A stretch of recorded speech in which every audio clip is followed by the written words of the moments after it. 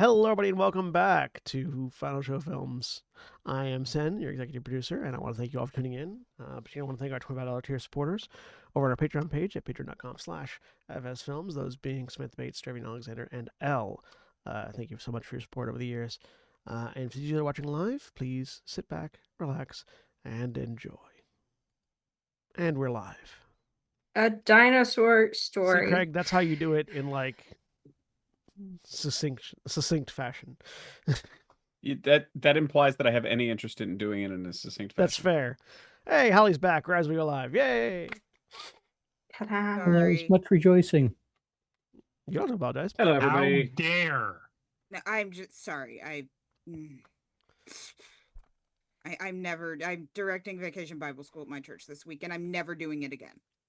It sounds like it's been a blast so I'm far. never doing it again. Austin's taking it over from me next year. I was about to say, I had been under the impression that you were about to put kids to bed because it's almost that time, but No, Austin's got them. I'm dealing with emails and situations that are turning into far more complicated than they actually should be.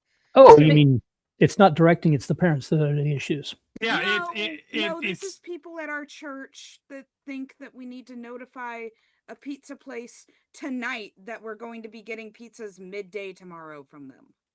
somebody else needs to take over because it's really hard to get blood out of clothing. Rule number 1, don't get caught. That wasn't the impression I got from that one Baptist church that's still on the corner of the street down the road from me, holding a sign that said, "Bathe daily in the blood of Christ." Speaking That's of called alcoholism. Oh, no. They had a big poster that had a white shirt being dipped in a bowl of blood. It wasn't alcoholism that they were advertising. It was vampirism. no, that's just laundry. Speaking of Cannibalism? hello, everybody. Welcome back to Star Wars Outcasts of the Old Republic. I am William Orshani, and I am your storyteller, game master, whatever the hell the role is for this game. Gimister. Chihuahua? Just take all the vowels out of the word. For this Fantasy Flight Star Wars RPG. And joining me today, we have Mara. Hi, I'm Mara. I'm playing Shevad Teo, who is a human ambassador. And Sen. I'm Sen. I'm playing Logair, who is an Achani Sith Lord thing. Revenite, that was it. That's the word. Very succinct. Yeah. Yeah, very succinct. I'm very, good at that. very Thinking. very I'm demure. Gonna go do a lucha thing. I'm gonna go do a lucha thing. It puts the sink in succinct. I'm gonna go do a sync thing. And Holly. Hi, I'm Holly. I'm playing ROKO or Rocco, an assassin droid, which sounds pretty good to me right now. And comes Craig. out pretty. Go on. Hi, I'm playing Nibdur, a Celestin droid tech, and I'm going to roll Destiny. Oh, I was about to say, everyone needs to fucking roll Destiny. Yeah, I'm right. good to go. We were on a roll.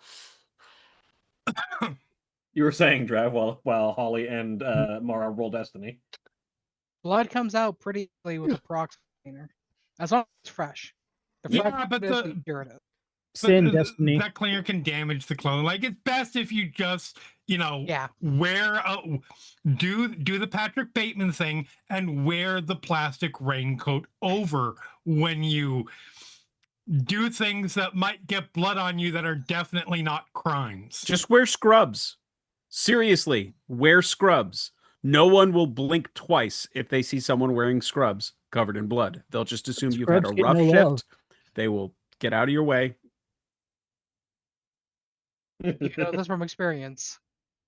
No, but Yeah, I do. I'm married to a vet, and I used to work at a medical examiner's office. Yeah, There you go. nobody bothers you if you're wearing scrubs and you're covered in weird fluids. Yeah, And but if I'm they find you out in the middle of the Yeah, woods but with the they scrubs do- on that are I bloody. live in the woods. They do question Okay. you if some of the weird fluids is obviously cum. Anyways. I am Surat. Depends what kind of played vet by you are. Steven. Yes, right. Please roll Destiny. Everything's turning up black.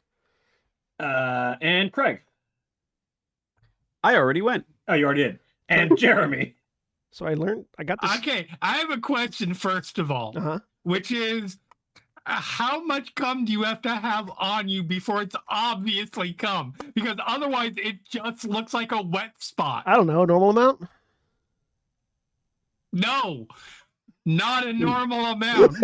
Not a bad amount. So like I'm not disagreeing. I'm just saying that's not a normal amount. Anyways, I'm Jeremy. I am playing Different strokes for Lysandra, different folks. who is a Zeltron medic who no longer has a lethal level of experience points. So that means I'm definitely gonna die this session. No, Oh. you are not allowed to. roll Look, that you power. have to let me die in some game. No. Yeah, So, it's I micro got- fat. Well, I guess I'm Jeremy, playing my that's new okay. We've character got in next week. Nightgrove. Jeremy, you die in our World of Darkness games. That's the games you're allowed to die in, and you die in those more than often enough to make up for all the other games. Listen, I gotta Jen die doesn't currently somewhere. know what's going on in Nightgrove. Nope. Okay, clearly I'm gonna die because I rolled 2 light side points. You're just matching it up so it's even. So this is a weird energy we've got tonight. And Drevian. Speaking of which, I'm I driving. Watson, in your No. weird hat, yeah, your questionable hat. It's a good hat. Anyways, go Jeff. It's a well actually hat. I'm just a so white trilby. I'm so excited for you that you've gotten this job offer from Genesis for your job on Isla Nublar. Actually, so I got this in Florida, and we realized that a white suit hat just makes the Cuban more apparent, because nothing is more Cuban than a white hat. Apparently. Correct. Just please don't say milady. That's Malady? okay. So that would require me to have a fundamental misunderstanding about what purpose in fashion a trilby serves, and then apply that to every outfit instead of using it where it's appropriate. This is like a sun hat, not really a suit hat. And a normal trilby is meant for a 3-piece suit, not just for your every fucking day wear. Are you in the sun? I am not currently, but I'm keeping my hair out of my face. Then I have questions about your appropriate use of the hat, Sen. I'm keeping my hair out of my face, which is more relevant for the current moment. Then Drevian. And Drevian. I'm God, this is gonna be a fun session. But this hat isn't meant for a 3-piece suit, so it's fine. I'm playing Mila Huras, a Keldor ex-Jedi. If I didn't say it, I'm a Zeltron medic. You did. Okay. We are 6-4 in favor of the light and 3 sheets to the wind in terms of coherency. I'm not even drunk. I'm not even drinking. I'm drinking, but not drunk. Some alcohol. Someone send some. I'm out. We gave you 3 bottles. How are you out? Sending you sin? Okay. She got hit by a car. That's fair. I'm actually, either yeah. out or I don't know where they are. Maybe the kids have run off with them. Who knows? I'm a great mom. All right, let's start.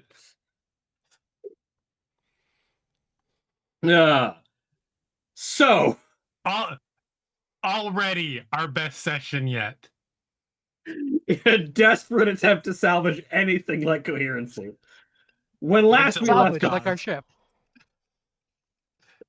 When last we left off, for the sake of Mila, who has not been here for several sessions, the group arrived on the world of Mandalore, home world of the Mandalorian people, after departing from the world of Balmora, in pursuit of the Republic commander Tannic.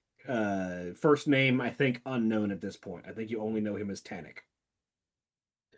First name Dickbag, as far as I'm aware from Steven's character. Pretty much.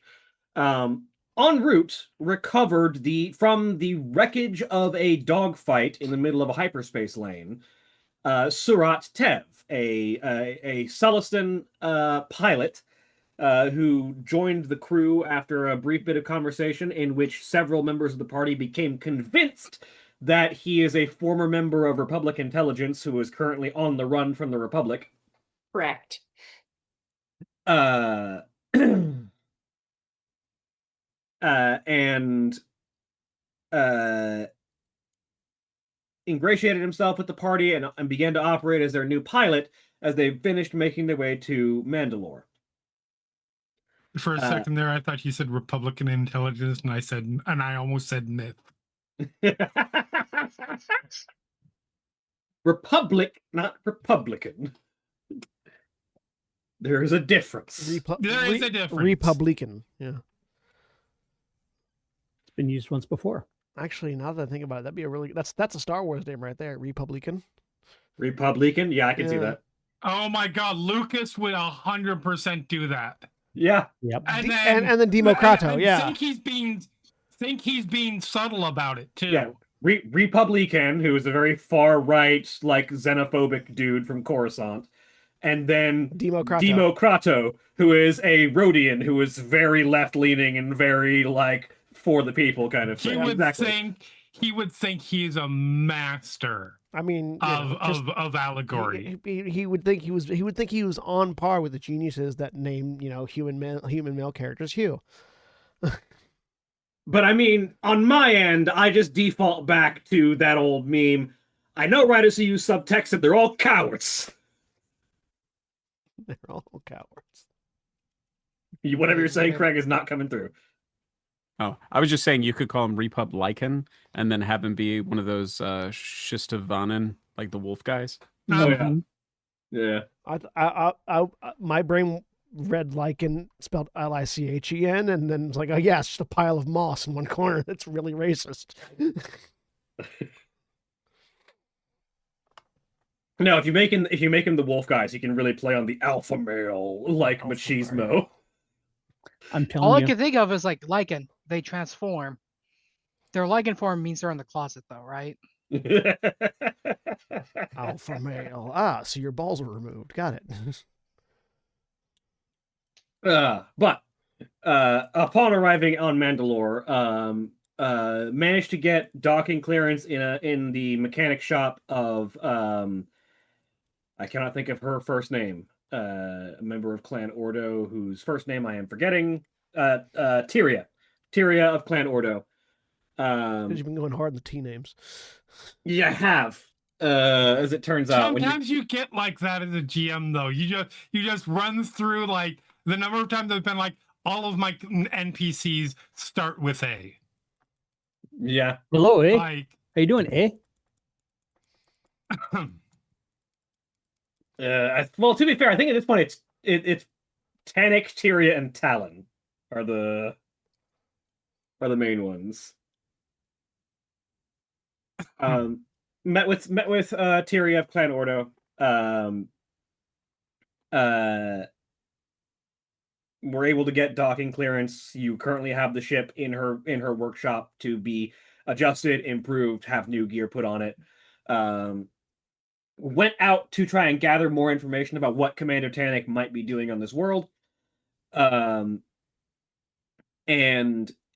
came into stumbled your way into meeting up with Talon of Clan Ordo, a famed bounty hunter and mercenary of the Ordo clan, who was also a previous owner of Rocco.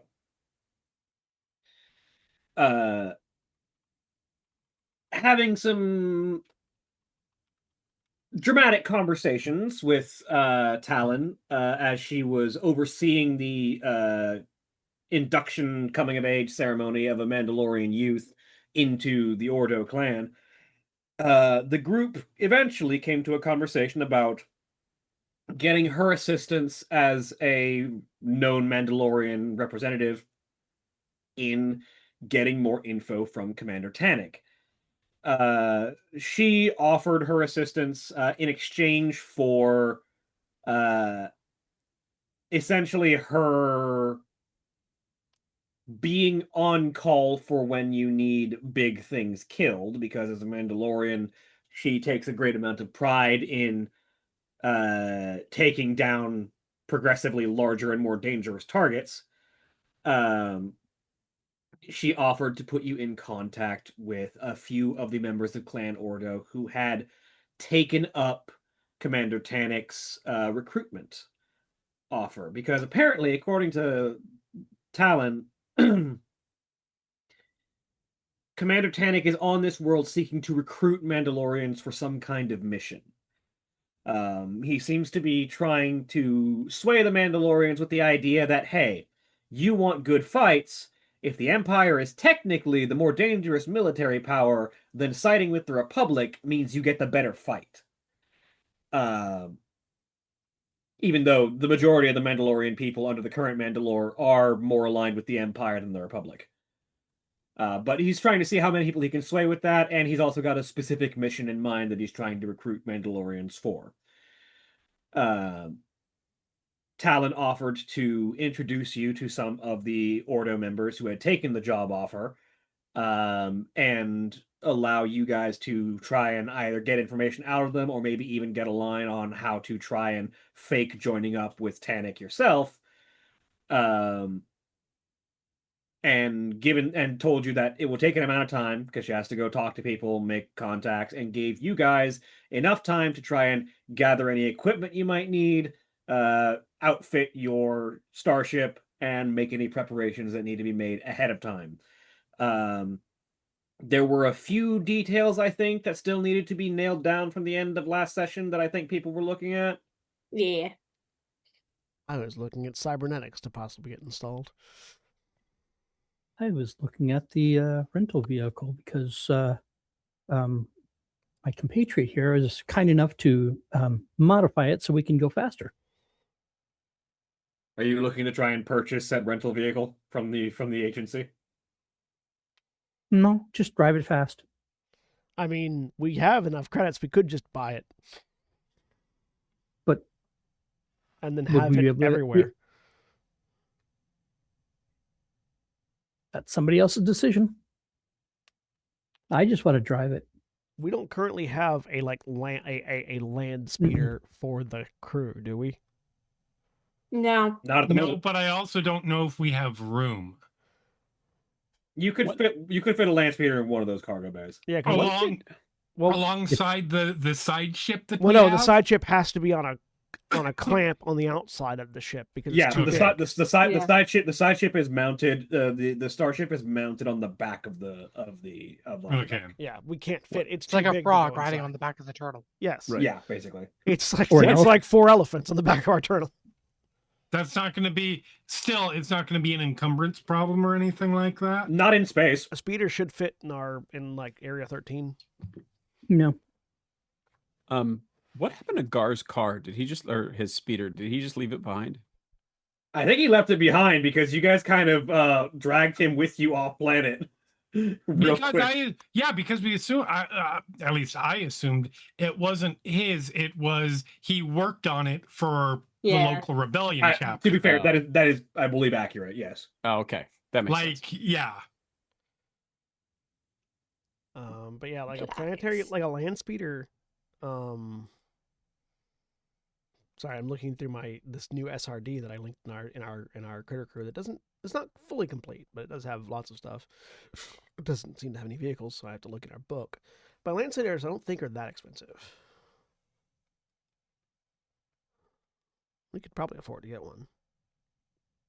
If you scroll down to the bottom, there's a whole tab that says vehicles. Yeah, and I was looking through that. It's empty. I see what you mean. Yeah. Someone's still building it. Yeah. But it does have like lots of talents and cybernetics and gear stuff. It just doesn't have any vehicles currently. I mean, how much do we have again? Fuck ton. I don't know. How much have you spent? That's not an accurate assessment because that's not a number. The party notes We document. have 150,750 credits. I was going to say, I think we've been doing a speeder. good job updating it. Yeah, Yeah. The current party credits list is 157K 750, and you have 5,000 credits in trophies that need to be fenced. Yep. we can afford with that much we can afford a speeder. I think. Do we Probably. want it to be? Do we I'm want it to be? pretty Do we sure. want it to be an armored speeder or just a fast speeder? It'd be cool if it was the one if we could buy it from the rental agency, because I've already done some work on that one. Because we could get an armored transport, or we could just get get whatever the one. I don't know what the stat block is for the one that we borrowed from the rental company. Is the thing. 'Cause We I don't know. also still need to. Give me I a don't sec, I'll find you. believe we've bought the EnviroSeal Oh yeah, EnviroSeal I was suits. supposed to. Because we're going into a hostile environment. It's like the intel we've gotten about the job that these Mandalorians have been hiring for is they're always recommended to bring their own Yeah. Like I feel like we should be fairly subtle about it. Mhm. I mean, if Like sorry, subtle about what? I guess is the question. we shouldn't be like necessarily driving down, flying through the main thoroughfare in an armored, massively weaponed vehicle. Okay. Oh, I Speeder, thought you were got it. talking be about fair, buying that all those sounds- suits at the same time.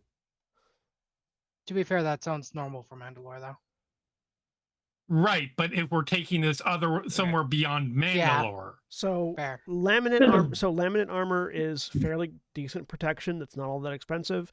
I can make it if I have the materials. And it can be EnviroSealed.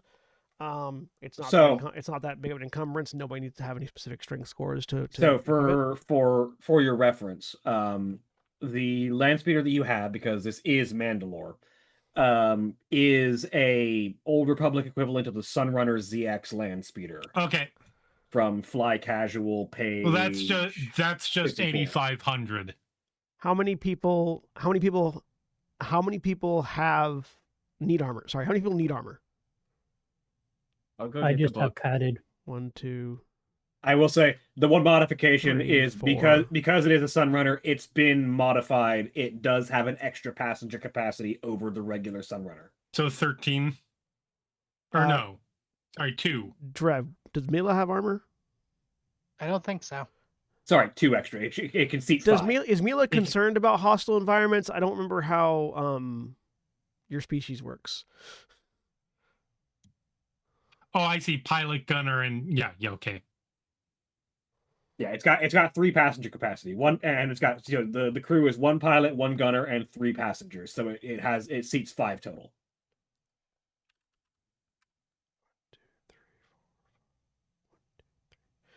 Okay, just to make sure, it will cost 6,250 credits for me to build 5 suits of laminate armor for everybody else. That's everyone except for Rocco. Rocco. And I am armor. Think that'd be good. Yeah, Does that also include that Gar? That will give you all. Yeah, that includes Gar. Okay. Oh wait, no, sorry, one more for Gar. Gar has his own armor though, I imagine. One more for Gar. Question. He's not typically a space fighter. He doesn't have anything with an EnviroSeal on it. So then that'd be 7,500 credits total. That will get you all 2 soak, 0 defense, and with EnviroSeals. That 2 sounds soak, good. 0 defense, encumbrance 4. It's got 3 hard points for additional stuff if you want me to add anything additional onto it. That does not. And worn armor reduces its encumbrance by 3, so it's only 1 extra encumbrance total. Does that soak get added on to? I already have a 2. That soak here. Okay, cool. Yeah. Thanks. Soak is additive. Which one is it, Shawnee?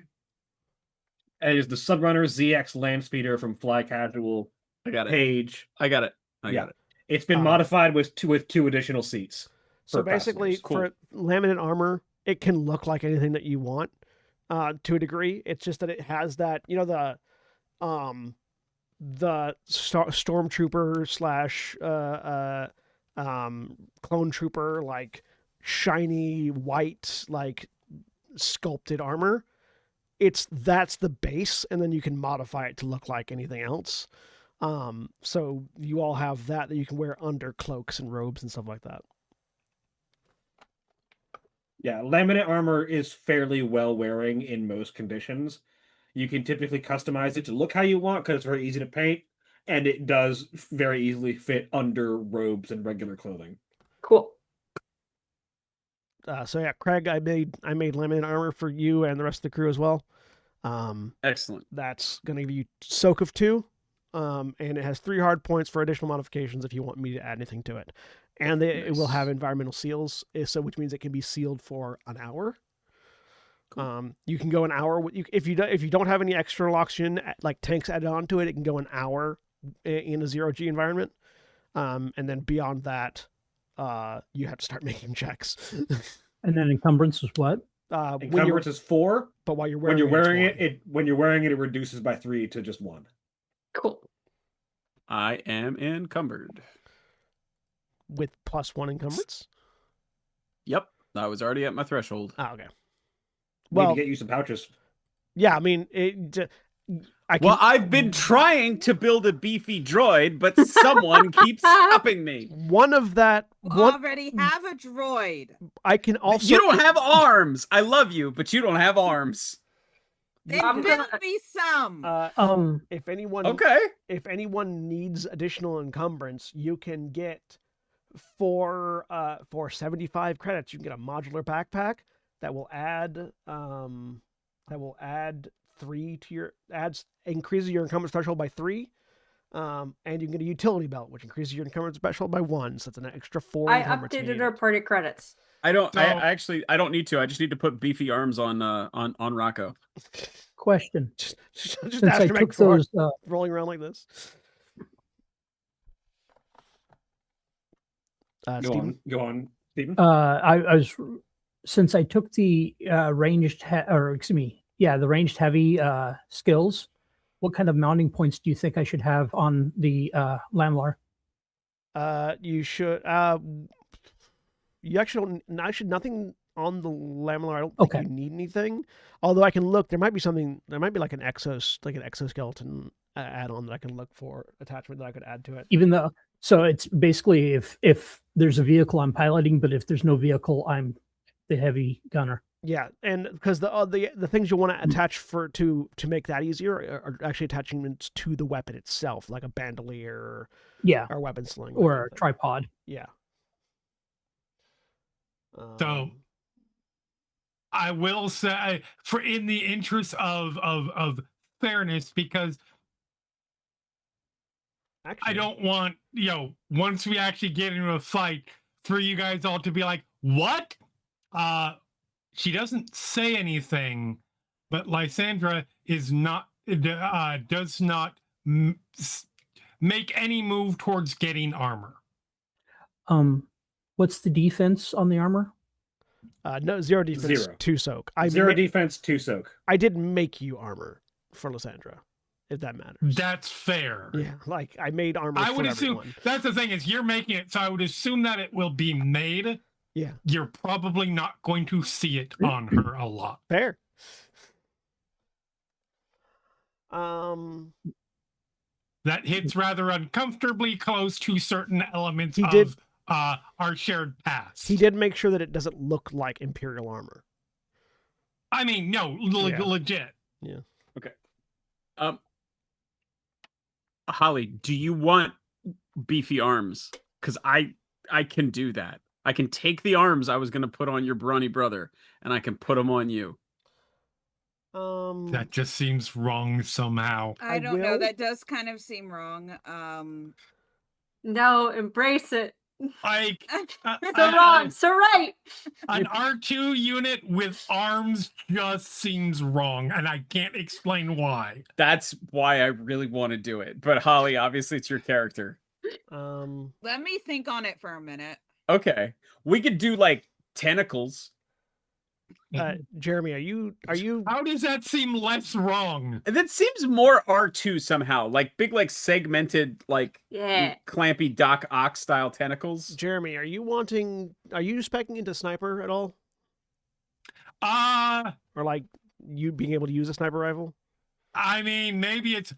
I have 4 ranks in light gunner or light ranged at this point. So basically, yes. Well, because heavy ranged is, I think, a sniper rifle. I think. Is But it? so heavy range is any gun that takes 2 hands. Light range is pistols and stuff. But you can still That's snipe very with silly. you can still snipe with a pistol. Yeah, fair. Because I can put a targeting system on your and Steven's armor as well, which gives you an extra boost die to all ranged attacks at long or extreme range.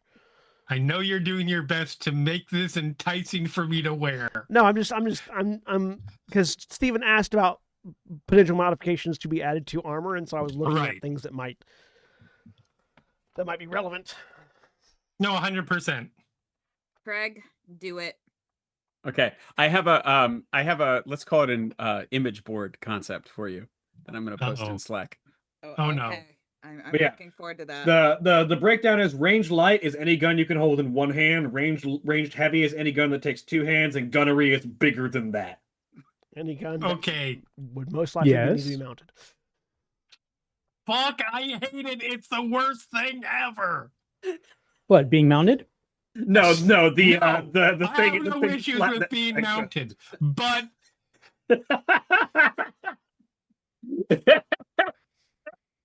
In just 7 days, Rocco.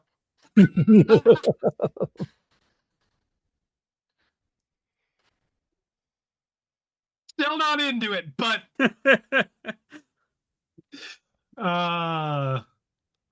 see, that's a weird distinction, because then if you can argue, well, I can hold this shotgun with one hand. It's guns that are meant to be held in 1 or 2 hands. Like Some people might argue a shotgun is meant to be held in one hand if you're big enough. They would be You wrong. are not Arnie. And sawed off enough. But yeah, And sawed off enough. it's basically pistols, long weapons, big Yeah. weapons. Gee, I can cover all of that. Pistola. And if your How much pistol is time big do we enough have? that you have to wield it with 2 hands, then it is a heavy weapon. See, yeah, okay, yeah, it's like, to me, it should be the kickback should be the difference between light and heavy. This is Yeah, but these are all kickback laser with guns, lasers. so there is no kickback. Well, mostly laser guns. There are some that are. they're not all laser guns. They're slug throwers. There are. They're very good. The slug throwers are very good. Yeah. Like, regardless, it doesn't matter anyways, because I have a disruptor pistol, so Yeah. Disruptor pistol is any basically weapon a sniper we can get- rifle. any weapon we can get is probably not going to be better than being able to disintegrate someone. Yeah, just about the range is all. Yeah, but no, yeah, like disruptor pistol is fine. Just like you, just you're going to become your constituent Go particles. It's what I do with my lightsaber, but it's faster.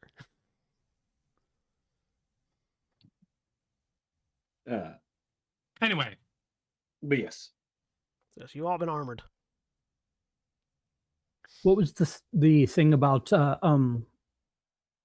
targeting with the armor? Yeah, so for an additional 1,500 credits, I can add a targeting system, which adds an additional blue die, an additional boost die, for every ranged attack you make in long or extreme range. So if you're medium or closer, it doesn't add anything, but if you're long or further, it adds an extra boost. and yeah, why'd you need to flip a light side? Because I want to put beefy arms on Rocco, and I want to do a good job for my sweet baby droid.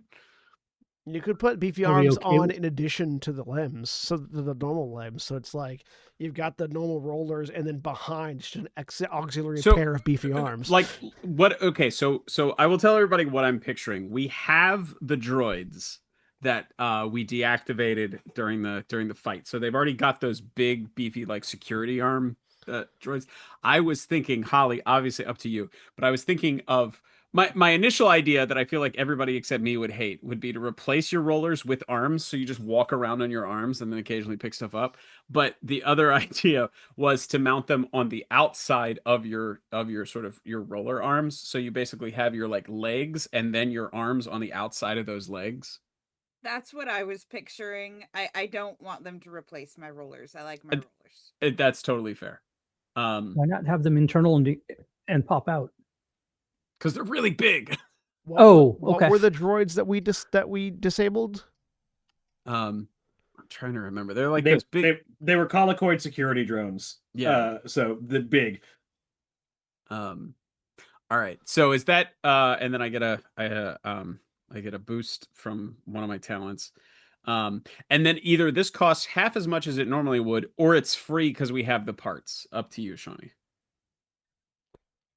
I will say you already have the parts from previous droids, so you can just put it together. Okay, cool. Nice. So like,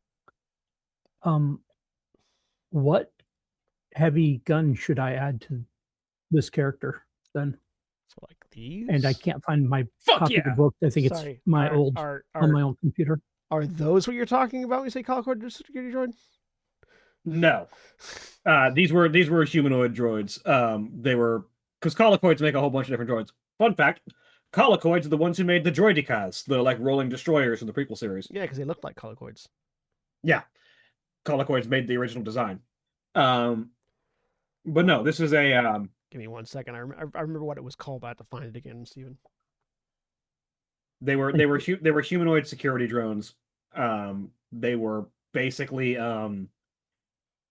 older looking versions of what's his name? The "You are being rescued, do not resist." Yeah. Oh, the Imperial security droids that Alan Tudyk voiced. Yeah, basically, yeah.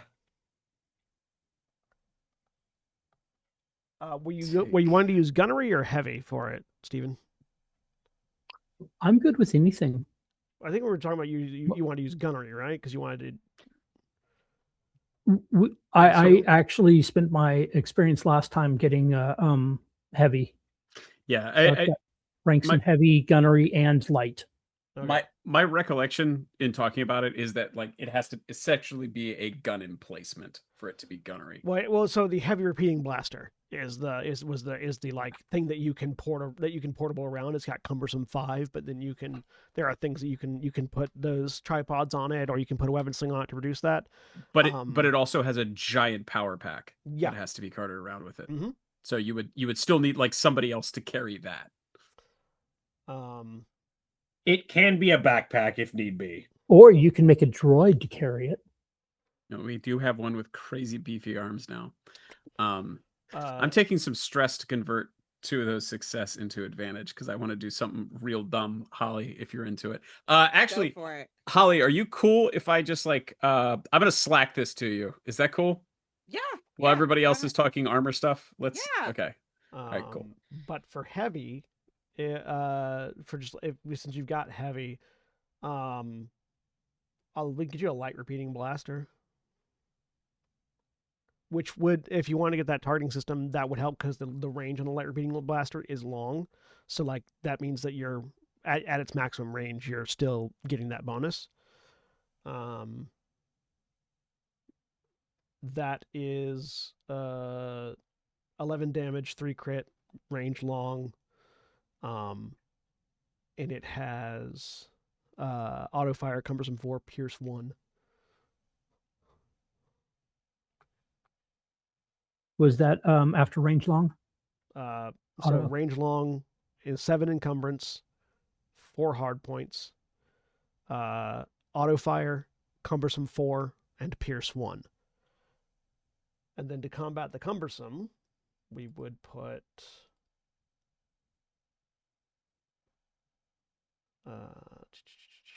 tripods. Hang on. We would give it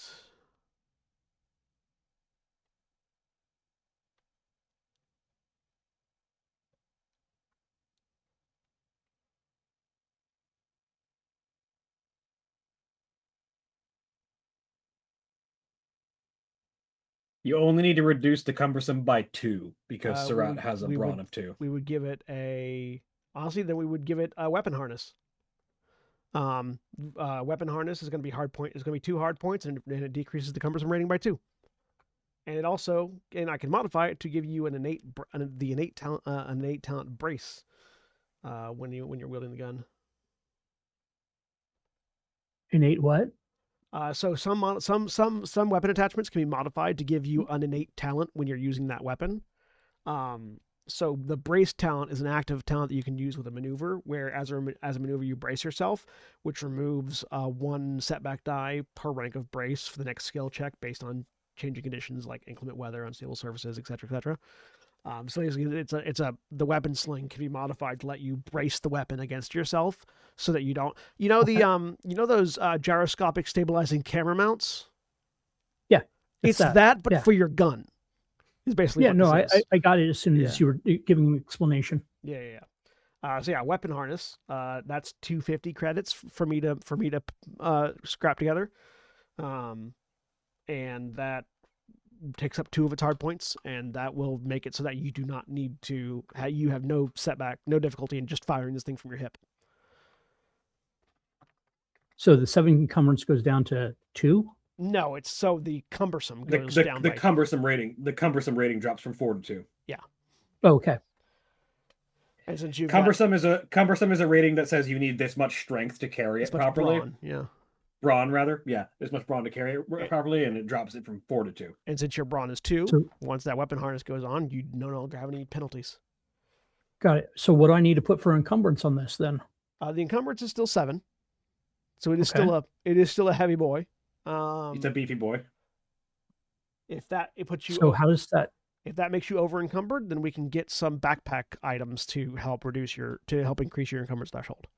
So my encumbrance threshold is 7, and my current is 4 before this gun is added. Okay, so in that case, we'll need to spend a little bit of extra money, and get you. So 7, you're already at 4 plus 7 will put you at 11 encumbrance. 11. Yeah. So we just need to get you up an extra 4. Which a backpack does. 1 backpack. That's 50 credits for a backpack. Increases your encumbrance threshold by 4. I think you can also put a bandolier on the gun to reduce its encumbrance. Let me check.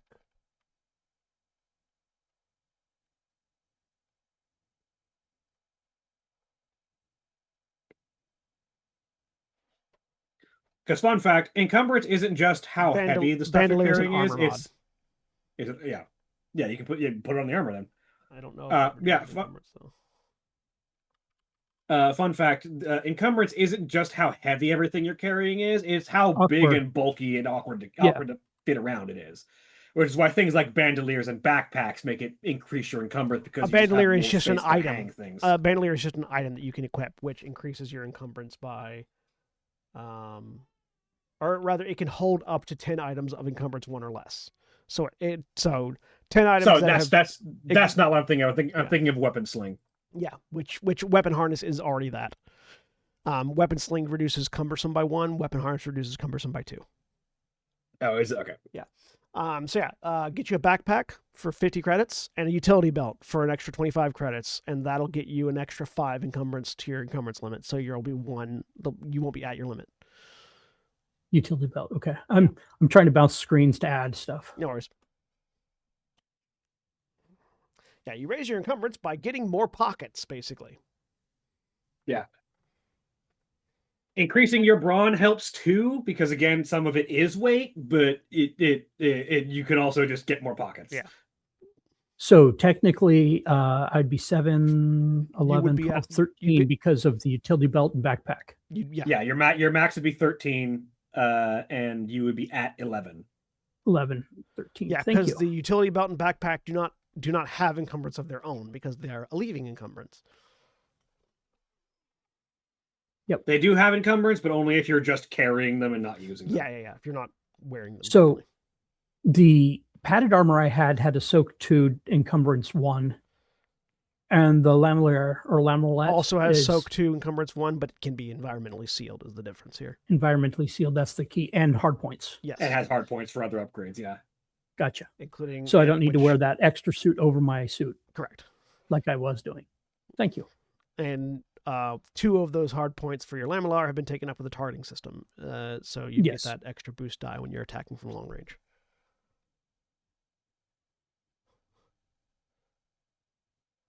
All right. This is the amount of minutia that I go through whenever I'm looking at my characters in Star Wars, because I'm like, ooh, what can I do to maximize my encumbrance and then increase all my other stats? Which is why I've been looking at and trying to figure out a narrative justification for replacing both my arms with cybernetic arms. and one of the things for me, for my characters, I always want to be something more than a one-trick pony, and I've built this guy basically to be a pilot. Yep. So that's a one-trick pony. So this has helped me be beyond that stage. So I appreciate this. Yeah. Of course, I'm one-trick pony everywhere. Meanwhile, Mila,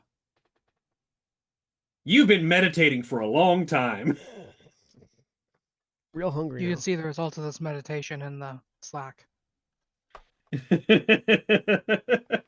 I'm going to let certain somebody decorate my armor because I like her style.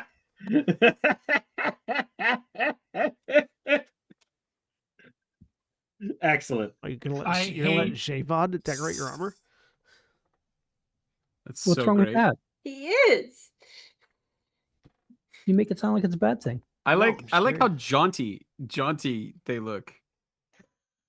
It's like I can tell by the way I use my walk. My phone was droid. No time to talk. I hate everything about it. Sorry, I can't hear that song without the alternate chicken line. That's perfect, Craig. Yeah, the symbols on it though. Let me go. I mean, ignoring the symbols. Let me go pull up that astromech droid and add those arms to it. As I pull up Hero Forge and add Yep. some arms to it. Yep.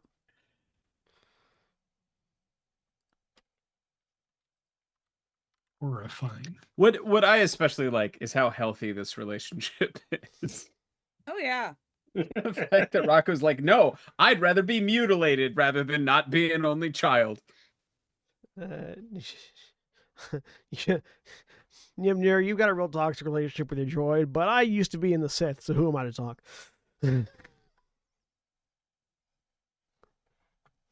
I was a Jedi. We don't have siblings. I think my favorite / least favorite thing about Star Wars is how, like, if you take the setting as it is actually described, there's like a lot of really interesting nuance between the light and the dark and the Jedi and the Sith. But if you take it how it's actually story told, it's just Jedi good, Sith bad. Yeah, because because a certain someone is bad at storytelling. Because George Lucas fucking sucks at storytelling. That's what happens when you take it from George Lucas and give it to people who can actually write. Yeah, because like, let me rephrase that. George Lucas is a very good high level storytelling. Yeah, because like if you look at it from the way it's described, light and dark isn't good versus evil; it's order versus chaos. Right. Yep. Which is more interesting. Yeah, high level, he's pretty good. Nuance, detail, character names, romantic dialogue, determining whether something is for kids or not. But high level, he kind of also, Hidden Fortress from Kurosawa. Oh no, well, yeah, but Hidden Fortress is good. 36 stories ever. Like, if you draw inspiration from the good sources, then good for you. Yeah. I do love that someone made the joke that Vader choked out the one guy who was about to give the game away by saying, "We've almost found the rebels' hidden fort." No, he didn't. Stop that. How does Surat feel about racing stripes or flames? He's letting you be as imaginative as you want, as long as it doesn't have anything Republic or Empire on it. Okay. Eye-searingly sort of fluorescent. As long as there's a possibility of covering it in emergencies and doing camouflage type stuff, yes, we're good. Yeah. It's like it's kind of like I think it's. Did you give him hot rod flames? Yeah. Yes. In purple and yellow with like black sort of outlines. And he's about this tall. Uh-huh. with all of that. Yes, correct. Honestly, purple and yellow hot rod flames are some of the cooler color Yeah. combinations you can put on those. May I make the argument for consideration that Shavad has done enough decorating Mhm. to the ship that she should benefit from the fancy paint job talent for the rigger. What's that one do? It upgrades all charm, deception, and negotiation checks made in the presence of the signature vehicle. Yes. I will say, in this particular instance, based on how much we've gone into describing how you've like made this place your home, yes, I will say that you get what is it, +1 boost die or It's an upgrade. So one upgrade. So yeah, anytime you're trying to charm or wow people with how beautiful the leatherback looks, you get an Okay. upgrade. Cool. Excellent. I'll link the talent from the Thank you so To- much. totally legit Fantasy Flight website that has all the stuff on it. Yeah.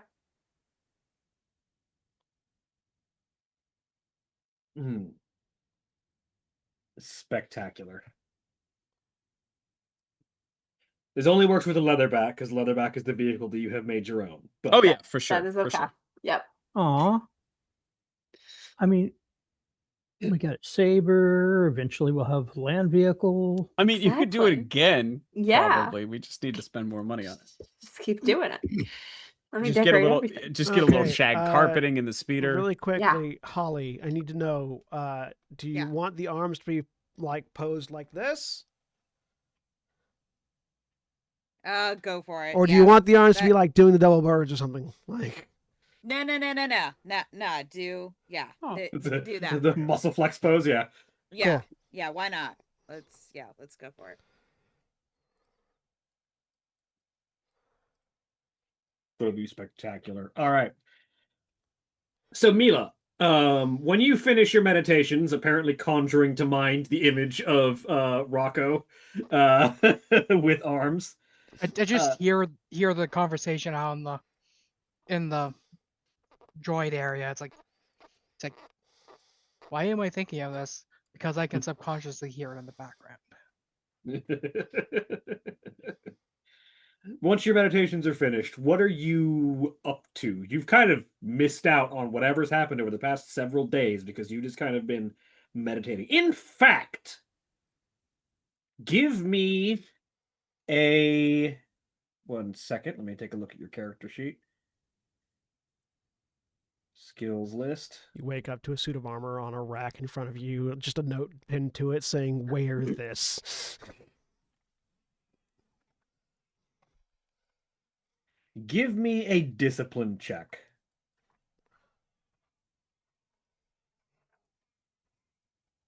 What other dice? Diff 2.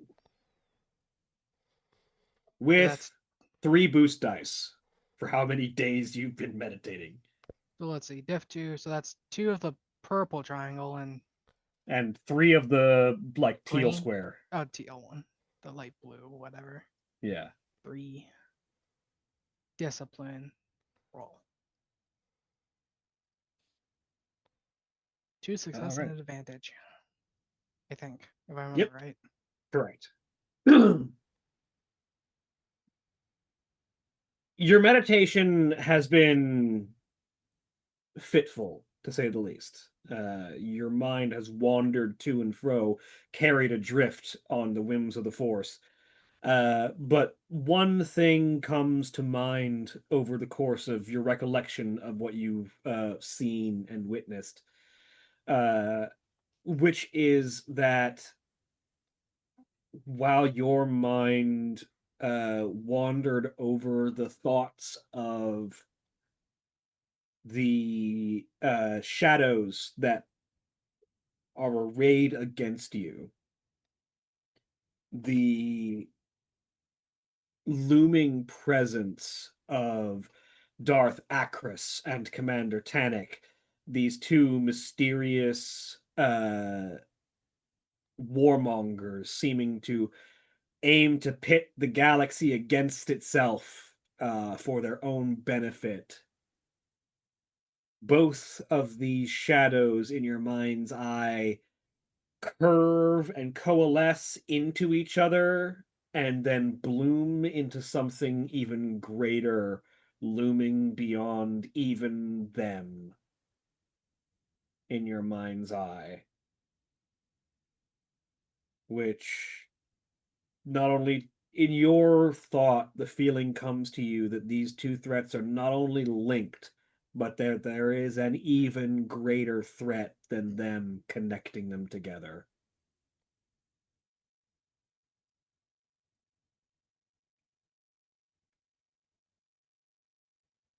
Ominous.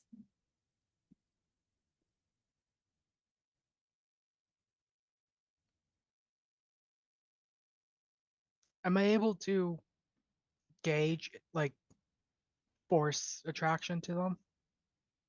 Like, does this Does like it does this other does this mysterious threat seem force sensitive? Or or have a like strong presence in the force? yeah? It almost seems like an echo in the force, like something that was there but is no longer, and yet still leaves behind a trace of its passage in the emptiness that it leaves behind.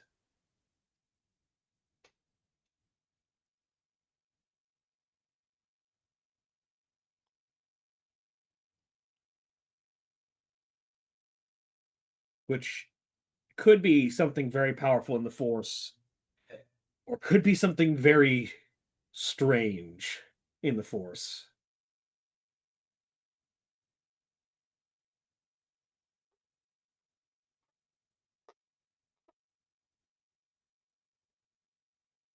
Johnny's just setting up the arrival of my next character once this one dies. Every game. Mm-hmm. No, the weapon harness does not Because I reduce know its it encumbrance. bugs It just Holly. reduces the It reduces cumbersome by 2.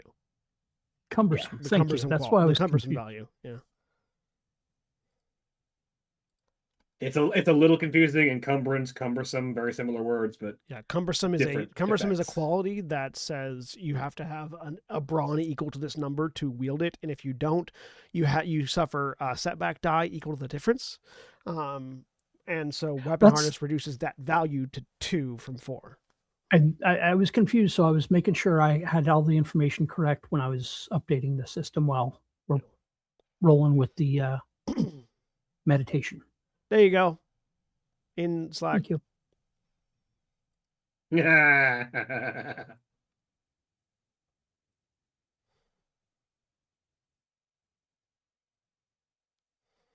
Sweet beefy Perfect. boy. After finishing my meditation, I think it's best to confer with other force users. Other force And user. there's only one, yeah. There's only one with the group. There can be only one. Oh wait, wrong movie. Do you just walk out and see the finishing touches on Rocco, and you're like, I was hoping that was a vision. And then you see the finishing touch on Surat's armor and go, oh God, that is not a good vision.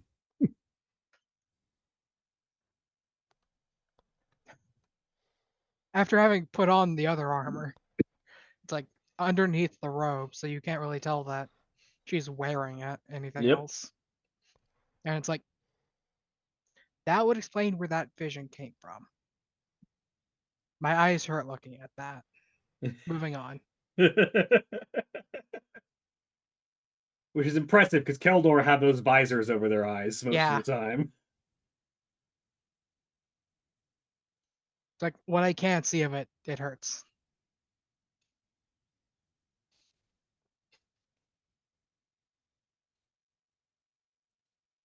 Oh, I'll have to fix that. I'll have to fix that in the booth. Okay, I'll fix But it. otherwise, yeah, I'll casually walk around and see if I can find Logair. Yeah, Logair is probably easily found. He is in one of the cargo areas, wherever we have a workbench, and is currently very obviously tinkering with a much larger lightsaber hilt than the last time you saw it.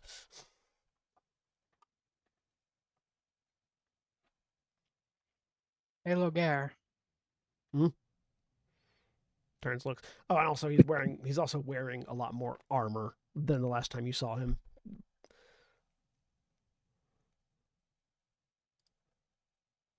He'll turn and look to you.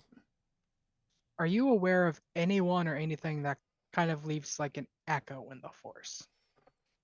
As you'll kind of try to describe more of the feeling of. Does that, Shawnee? What is being described ring any bells? Go ahead and give me a roll. It will be. Let me take a look at your skills. Education or lore, diff 3.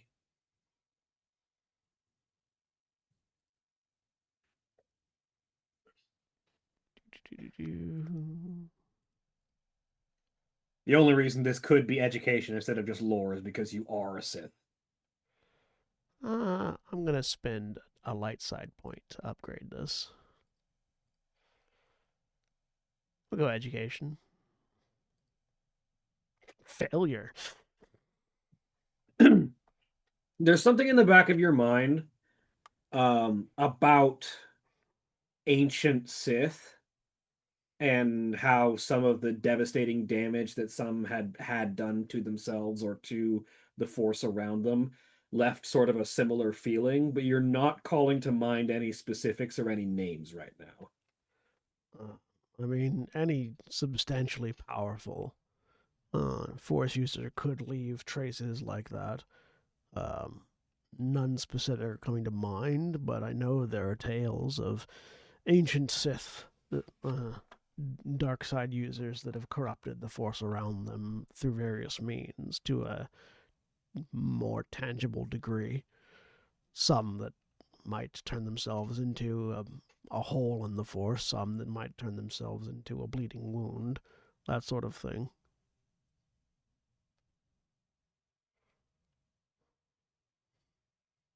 Typically, it's not something that a weak member of the Order could do.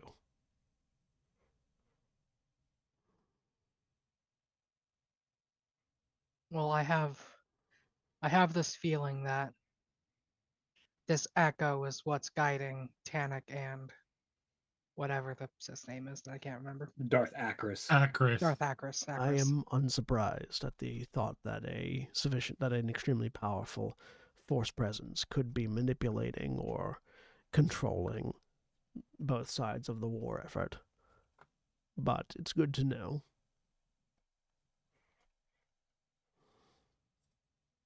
Doesn't really change our current objective, unfortunately. No, but it is something to keep in mind as whether or not we get this other presence's attention before we're ready to, at least.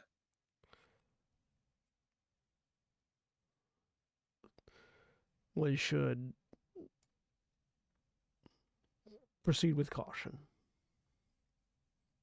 as is our wont. For now, until we know more, just let me know if you get any bad feelings. I'd rather not have Lysandra tearing her hair out trying to figure out exactly which Sith Lord it is that could possibly be doing this. I don't know what you're talking about. I'm trying also, not to instill a panic. Is it a thing in Star Wars where like a sufficiently powerful Force user can impart their like personality into a holocron? Yes. You don't even have to be that powerful for that. Not even that powerful. It's mostly just a skill. It's just something that requires skill to do. Holocrons are Force-sensitive data repositories, essentially. You can use the Force to impart knowledge and even copies of personalities into a holocron. Usually, they require a Force-sensitive to access, because you basically have to get into the inner workings using the Force to activate them. Some people have figured out how to open some specific models only technologically, but usually it requires a Force user to interface with the holocron.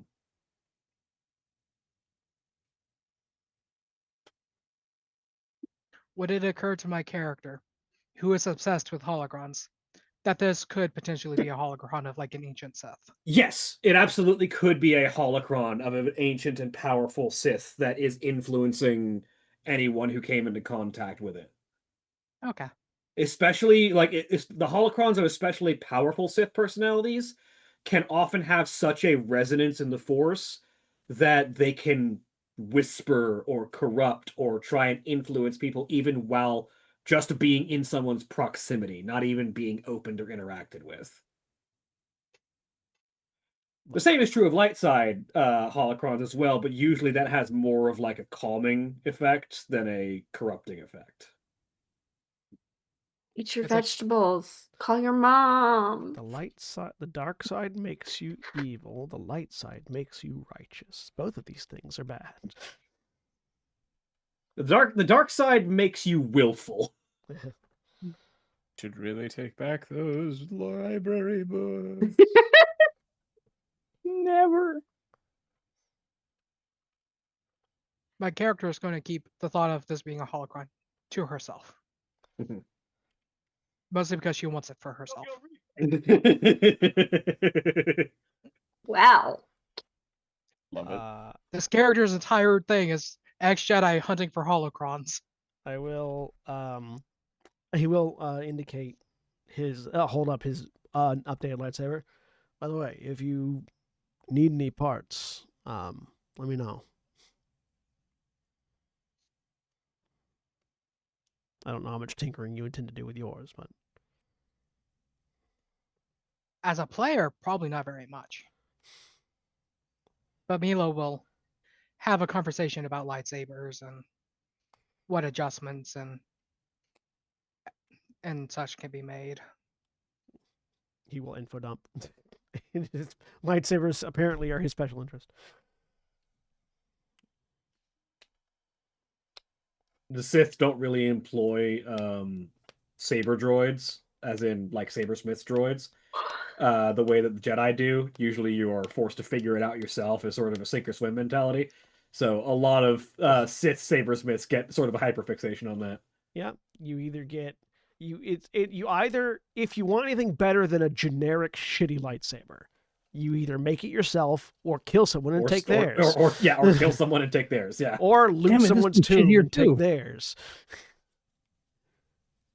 Which, let's be honest, most of you are going to do that. Yeah, most Sith will loot a tomb on Korriban and take a lightsaber that they find there, and then just trade up as they kill. There is something amusing about the two Force users are the ones with hyperfixations, be it on holocrons or on lightsaber construction. Here we insert Force sensitivity as metaphor for autism. Yeah, I mean, hey, autism is the Force. It makes us do things that we can't explain. And the Schwartz be with you. Please don't suck, sequel. Please don't suck. I know. I really want it to just be good. Please. Spaceballs 2: The Search for More Money. No, that's we're not calling it. We're not calling it that because we found the money. No, it was in my basement the whole time. That was but that was the joke from the original. Was that they? Yes. Mm-hmm. No, it's just Spaceballs, the new one. Yeah. That's honestly, it's better. Spaceballs, the new one, because it's making a joke about remakes. How they always refer to it, like how when you remake things, a lot of times they'll just say it's Batman, not the new Batman or Batman whatever, and you end up having to categorize it as Batman bracket the year it released. So calling it Spaceballs, the new one, that's perfect. It's a great joke. Oh, believe me, I have my issues with that. 5 cream. 5 cream. This is what 5 cream gum tastes like.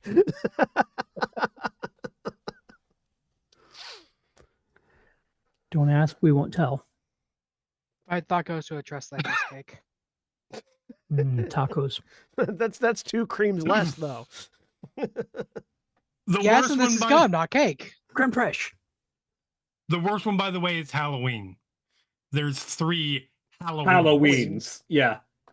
1978, 2007, the Rob Zombie one, and 2018, the David Gordon Green. Yep.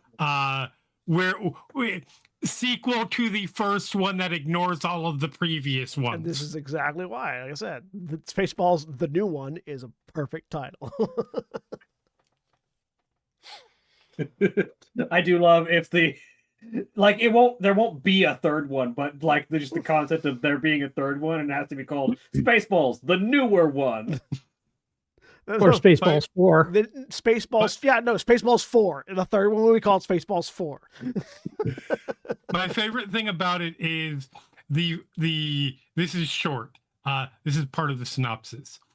40 years after the events of the first Spaceballs, 50 years after the events of Star Wars A New Hope, and 1 year after the events of The Devil Wears Prada 2, the galaxy is under threat.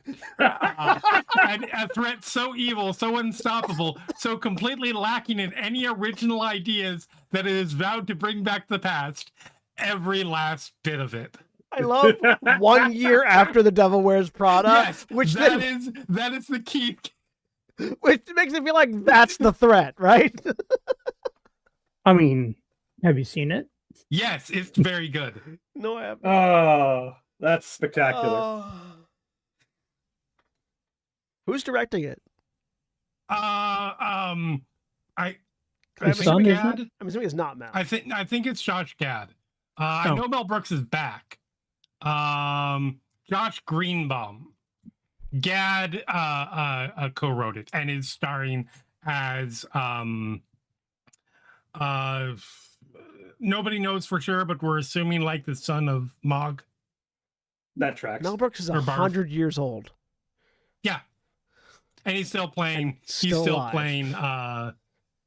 He's still playing yogurt. He's still playing yogurt. That's fantastic. I desperately need to see the 100-year-old Mel Brooks playing yogurt. The 100-year-old yogurt. I mean, my only concern is hopefully they found something better than just having him walk around on his knees, because his legs will fall off. I suddenly realized they missed a trick in not releasing a sequel to the 99-Year-Old Man this year. 100-year-old man, yeah. That'd be perfect. Yeah. But oh wait, yeah. no, that was sorry. Never mind. That's everything. Anyways, but as all of this happens, as you've making preparations, making upgrades to equipment, preparing yourselves, we will go ahead and go on a break. And when we return, Darth Talon's a very different person. That's a Twi'lek from way further ahead in the timeline. Are we about to learn something special about our Mandalorian friends? No, Darth Talon is a Twi'lek from way further down in the timeline, like Luke era Star Wars. Darth Helmet? Dark Helmet. Thank you, sir. Darth Helmet. No, this is Star Wars, so it has to be Darth Helmet. And the Darth helmet Helmut. is just spelled. Yeah. Helmet is just spelled with a U. Yeah, because again, for George Lucas, that would be very nuanced and subtle. Darth Helmut. I do like that. A brief aside before we go to break.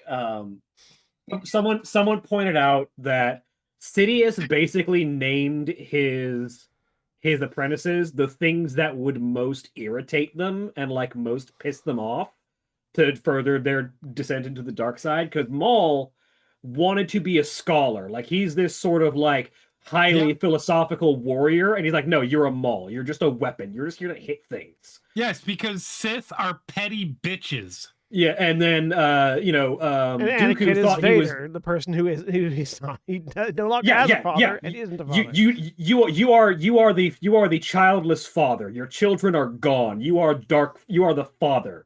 And then Dooku, like, he thought he was being a rebel. He thought he was being a leader of men. No, you are Tyrannus. You are a tyrant. And so, like, I feel like Lucas was not that creative, but that's a really good backfill of logic for Sidious. Anyways. But yes, we can go on break. Okay. Anyway, Scream 2. Stay tuned. Please stay tuned with these commercial messages. And when we take our break, you take yours. Stay up to your legs, whatever you need to do. We'll be back in just a few minutes.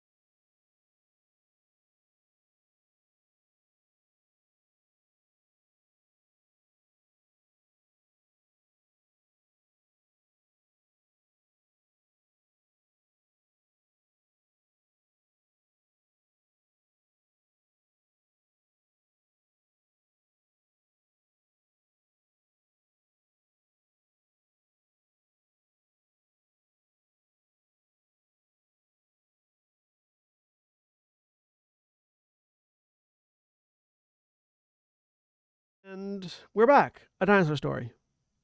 Papa, can you hear me? Oh. Welcome back.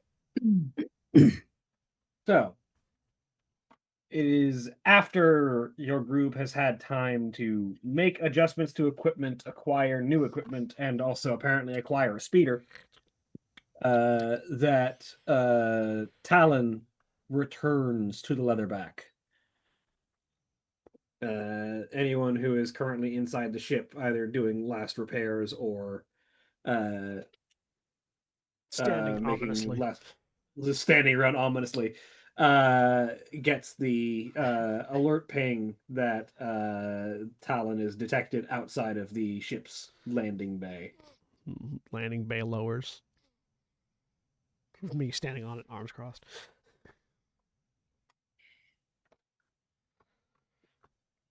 Well,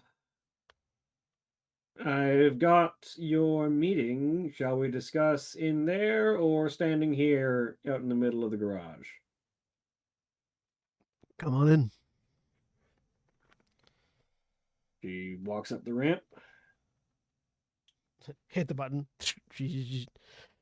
And I'll hit the hit the like while we're going up on the comm link to the crew wide. Do we have a designated meeting room? Yes. I think it's mostly just the lounge, area 10. Yep. Yeah. Yeah. So just crew wide. Everyone meet in the lounge. What's our Mandalorian's name again? Talon. Everyone meet in the lounge. Talon's back. It's Talyn. I'll take Talon with a Y to the lounge. Why not?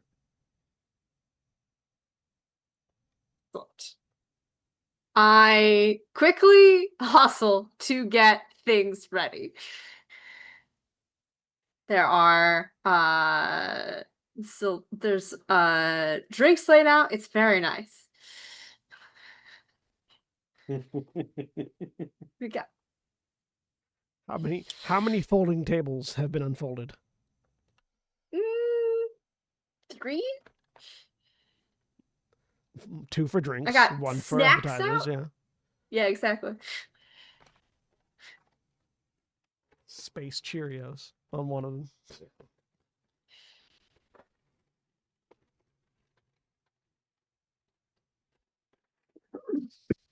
Well, how did it all go? All things considered, there are fewer members of Clan Ordo than I initially thought taking up the offer, but there are at least still some. And I was able to convince a couple of the members of the clan that it would at least be worth answering some questions in exchange for a couple of favors and maybe a little bit of currency. I've handled that half of things, but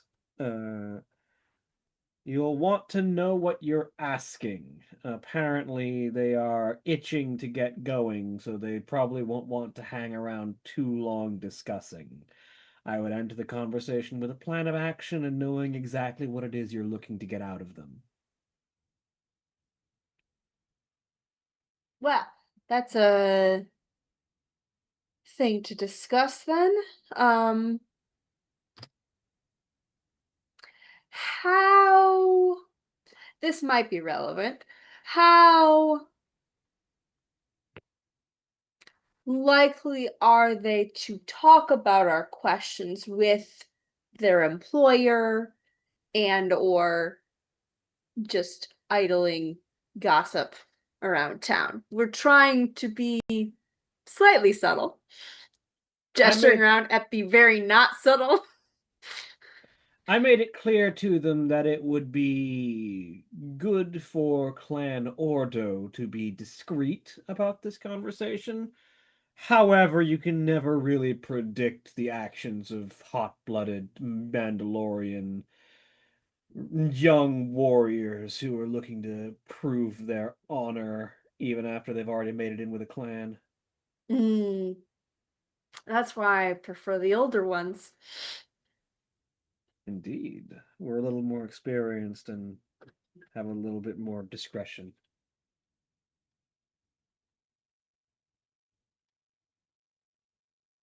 Well, thoughts? Looking around at the rest of the group. I'm in whatever you need to done. I look pointedly at Lysandra, who's the person that comes up with questions to ask. And has been most vocally against this. Yeah, there's been some those concerns.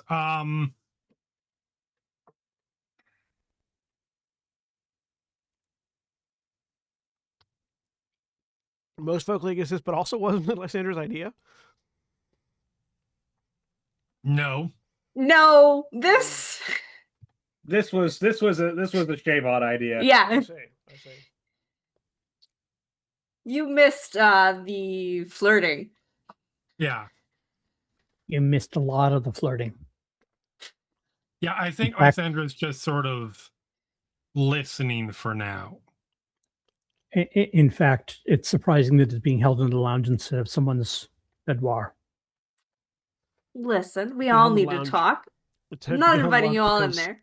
I brought the messenger in. Yeah. The two. Well, Javad, do you have any idea what sort of questions you'd want to ask?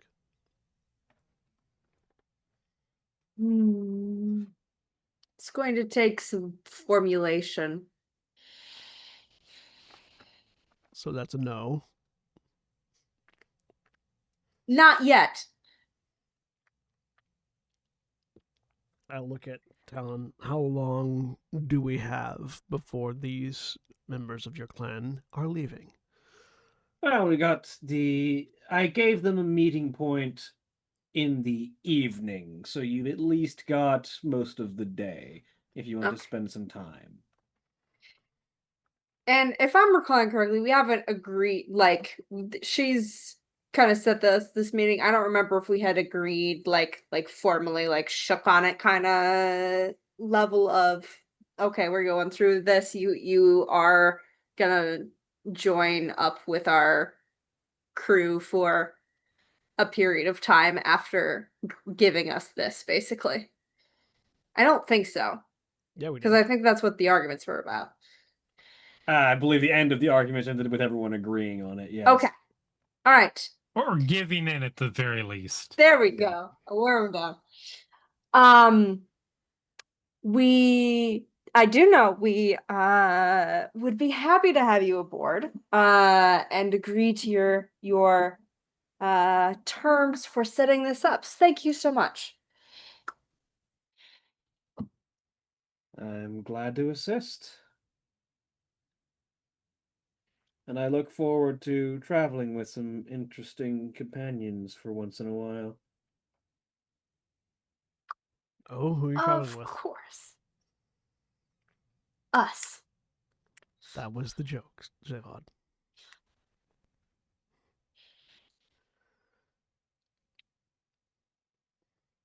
So, well, I might recommend if your goal is to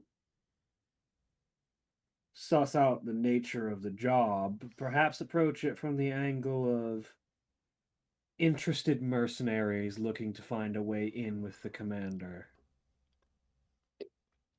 I'm probably not the best person to lead that kind of conversation. You can talk business, can't you? I can. You're the business side of the mercenary group. You don't Sorry, need to what? be you don't need to be the muscle. You just No. need to be the organizer. Sorry, what is the in? Interested mercenaries wanting to get a good in with the organizing individual. Yeah, we've heard you're being paid a bunch for this. This sounds interesting to us. We want more details. Yeah, I'm actually gonna try. Nib is looking at Lysandra to kind of gauge her reaction to this. And if Jeremy, if you need a minute to figure out what that is, totally fair. No, I think no, that's fine. I think I'm gonna. What is it? Deception versus whatever. Usually it'll be Lysandra's trying to keep her. Yeah. So usually it'll be Nieb will make a roll with a difficulty set by your relevant skill. So for this case, it'll be Nieb will make a. In this case, it'll be vigilance with a difficulty set by Lysandra's deception. Deception, yes. I have a feeling you're gonna be fine. Are you trying to lie or just keep your face straight? The latter, really. Then it'll be cool rather than deception. Okay, so that'll be diff 3 then, as opposed to 2 for deception. Is that like 2 purple, or you're trained in it? 3 purple. Okay. Yeah. Yeah. I'm not trained in it. Yeah. Okay. Well, I'm not trained in vigilance, and I'm worse off than you. So, yeah, that's a real big failure. But I feel reassured by it. Lysandra's stone face makes you feel better. Yeah, I think Nib's like, well, if Lysandra feels okay about this, then I guess I'm okay with this. All right. Okay. I think Mila has no idea what's going on and just trying to read everybody. Fair. It's like Sarat's still squeaky behind the ears, so he's just watching everybody. Are you trying to make that a roll, Trev? yes. Okay, so in that case, it'll be your vigilance against the highest grand total cool or deception in the entire room. Can I use that disadvantage to recover some strain? Sure, absolutely. Yay! I have one rank of cool. I was about to say, who's got the best combination of dice for either cool or deception? Oh, I've got one cool. One... I have 1 yellow, 3 green. Yeah. Deception. Damn. Yeah. Listen. I was gonna say it ain't gonna be me. I think Zavod is the highest then. Yeah, deception 2 yellow, 1 green. Yeah, so yeah, it'll be Shavod's cool that you'll be rolling. Okay, but to be fair, is Shavod trying to hide things? No. Well, no, so That's fair. this is a cool. a group thing, right? So it's by the highest of the group. Yeah, so in this case, it'll mostly be if you're trying to get reads on everybody. And cool is basically how much are you giving away. She's not trying to lie on anything. She's just like keeping a steady conversation. So she's not deceiving. So it will be cool rather than deception for her. So yeah, it'll be a difficulty of 3 purple and 1 red for you, Mila. I think it's difficult because she's kind of talking around in circles a bunch, so it's hard to keep follow. Notably, No. I got a force power. Ooh. Hey, Farsight. nice. With the control upgrade vigilance. Nice. When making a vigilance or perception check, make a Farsight power check as part of the pool, and spend light dark to gain a success or advantage on the check. Nice. So let's see. Now, if you want to I also access... think I will be making this roll as well. Absolutely, feel free. So, and I'm going to spend a light side point. Vigilance. So you can turn that into a success. Yep. We get a success with a threat. And Lysandra's just like, nah, I know everything. Again, for some reason, I play the characters who are really good at empathy, no matter what their stats are. That said, it seems like I don't like it since I got 4th. I was about to say, so with 1 success and 1 threat, we'll start with Mila. There's a base level of people in this room have different ideas of what this is going for, and you're sort of getting like a base feel that maybe not everybody's on the same page or aligned in intention on what the goal is for this particular conversation, and try to get it in with Tannic. You're getting a sense of some missing cohesion here. Lysandra, with 4 successes and 4 threats, I think you know exactly where this is going, and you really don't like it. Yeah, so I'm just going to take first strain because I'll say since this Maybe is that's like 4 points of stress. since this is a reading the room aspect, for my character at least, for Logair, for Mila, Logair doesn't seem like he's invested in this at all. Lysandra, Logair is actively trying to figure out why we're doing this. He's not saying any. You know why he's not saying anything about it, because he doesn't want to. He doesn't want to be a commander of this group of people. He wants to let people run with their ideas and let them surprise him. But he actively has no idea why we're having this conversation right now. Fair. Or what the value of it is, rather. Yeah, and I don't think it would be hard for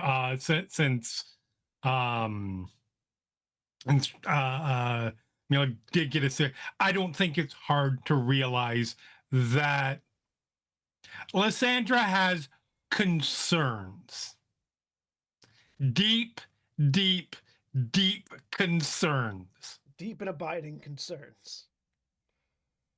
She hates everything about this.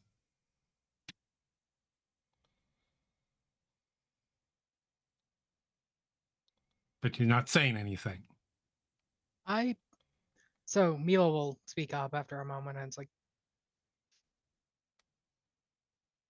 I'm a bit lost. What do we get from this? We're trying to track down what Tanik's next moves are. Because that will tell us if they're working together, where Darth Akris might be mirroring or trying to do something to support, assist. We don't know. We need more information. We don't have. So far, we have been on the run and trying to stay one step ahead of things. We need more. That's what we're doing. Okay. And sorry, go ahead. What better way to get that than asking what the next steps in his plan is? We know what's happening here. We have an in with the people. We can ask questions. What exactly are they being asked to do? Which is good, something good to know. I don't want to bring this back up, but now we've got everybody here, all parties invested. I glanced towards Talon and then to the rebel Sen's character. Logair. Logair, thank you. I don't know why I cannot remember that one. It's not a usual name. It's a fairly uncommon name, which makes it hard to remember. What's our end game?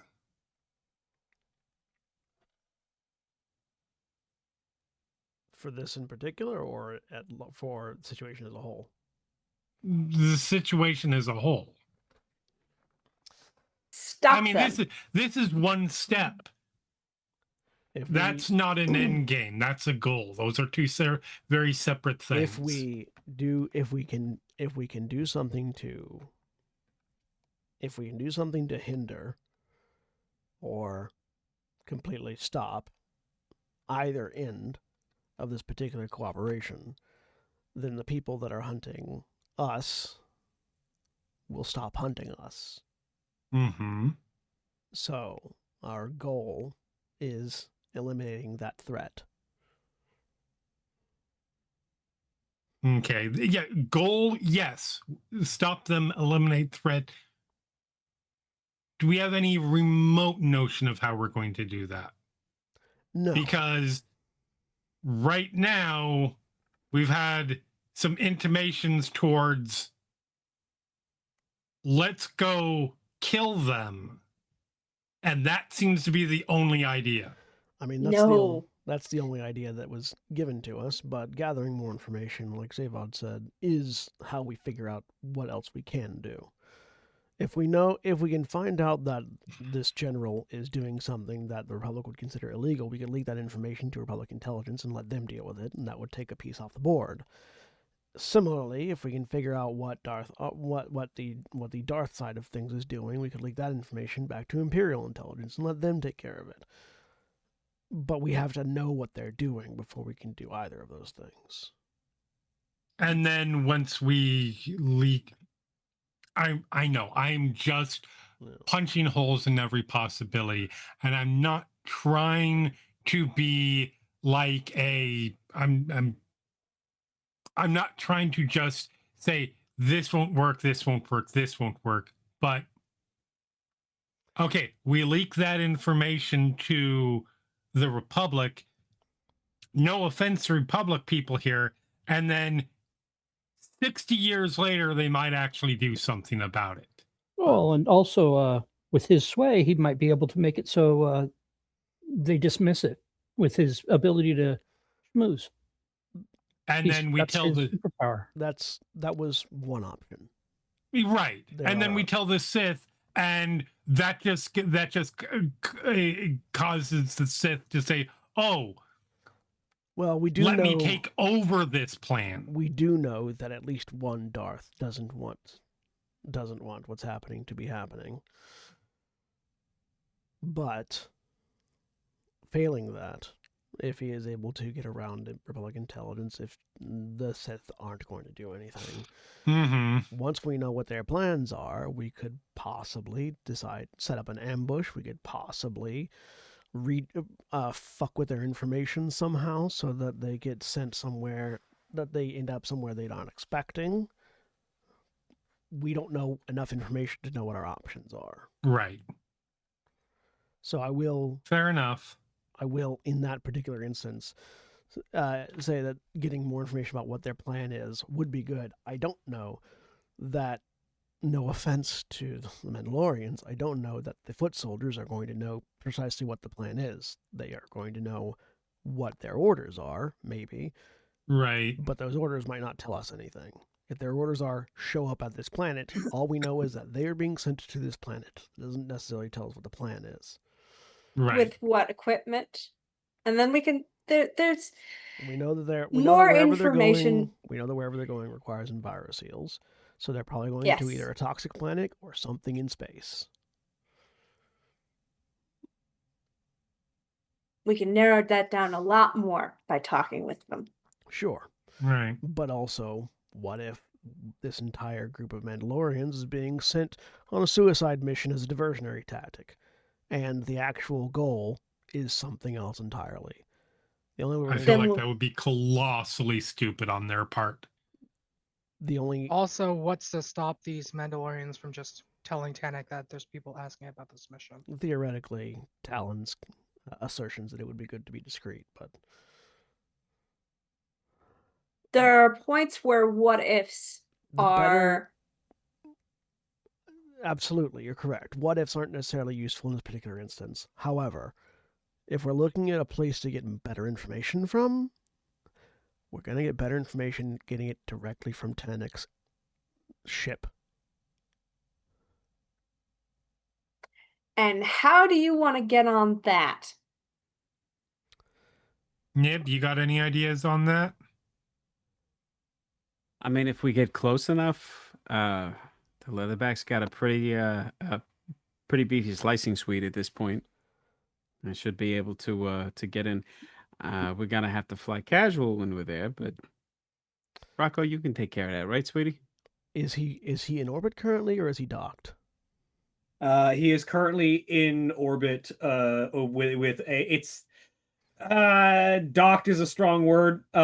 He's in space dock essentially. Like he's in orbit over like space platforms in a specific area over Mandalore. But is he like at a space station, or is he just like maintaining? He's on he's maintaining position in his ship, in his like Republic cruiser. How many people do we need to get on his? He's getting people. He's sending people to planet to communicate with these mercenaries. I'm assuming, as he's looking at Talon.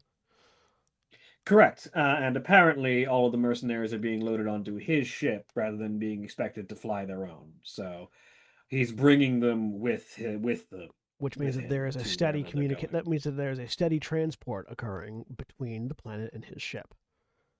If we could get a single person or a droid onto the transport shuttle, that would get us access to information a lot easier than trying to get it out of the soldiers.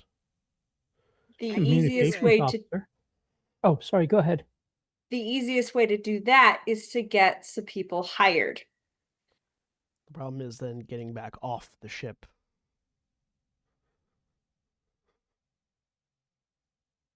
Or sending one of us dressed, or one of somebody dressed as a communications officer delivering messages. That will be a lot easier to get back off the ship than as a new hire.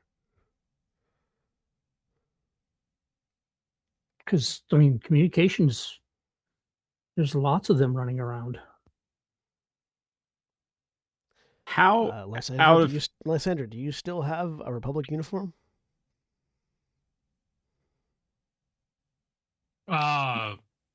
Surratt's slowly sinking back into the wall on this one. When did I have a Republic uniform? I'm above table. I'm just assuming that at some point in time we've had to do undercover work when we were working for the Empire properly. I mean, if that would have happened, I would have one. Yeah, I mean, it's entirely theoretically, it's entirely possible. I'm the hammer. You're the fine instrument, right? So like, you would have the uniform, not me. Yeah. Out of character, how much like tech or engineering staff would there be stationed on the ship? Oh, like hundreds. It's a full-on battle cruiser. Okay, so they wouldn't need to send out for a repair person. Not usually, no. Okay. But also, if you were in a Republic uniform, you would possibly be able to fit right in. Especially because it's a Republic, not a Sith. Celestin engineers are far from uncommon on Republic ships. Just turn and look at Surratt. Yeah, I'll turn and look at Surratt and say, listen, I think I'm a little rounder around the middle, but we could probably make it work if you don't mind sharing your old duds. If you didn't burn them or nothing.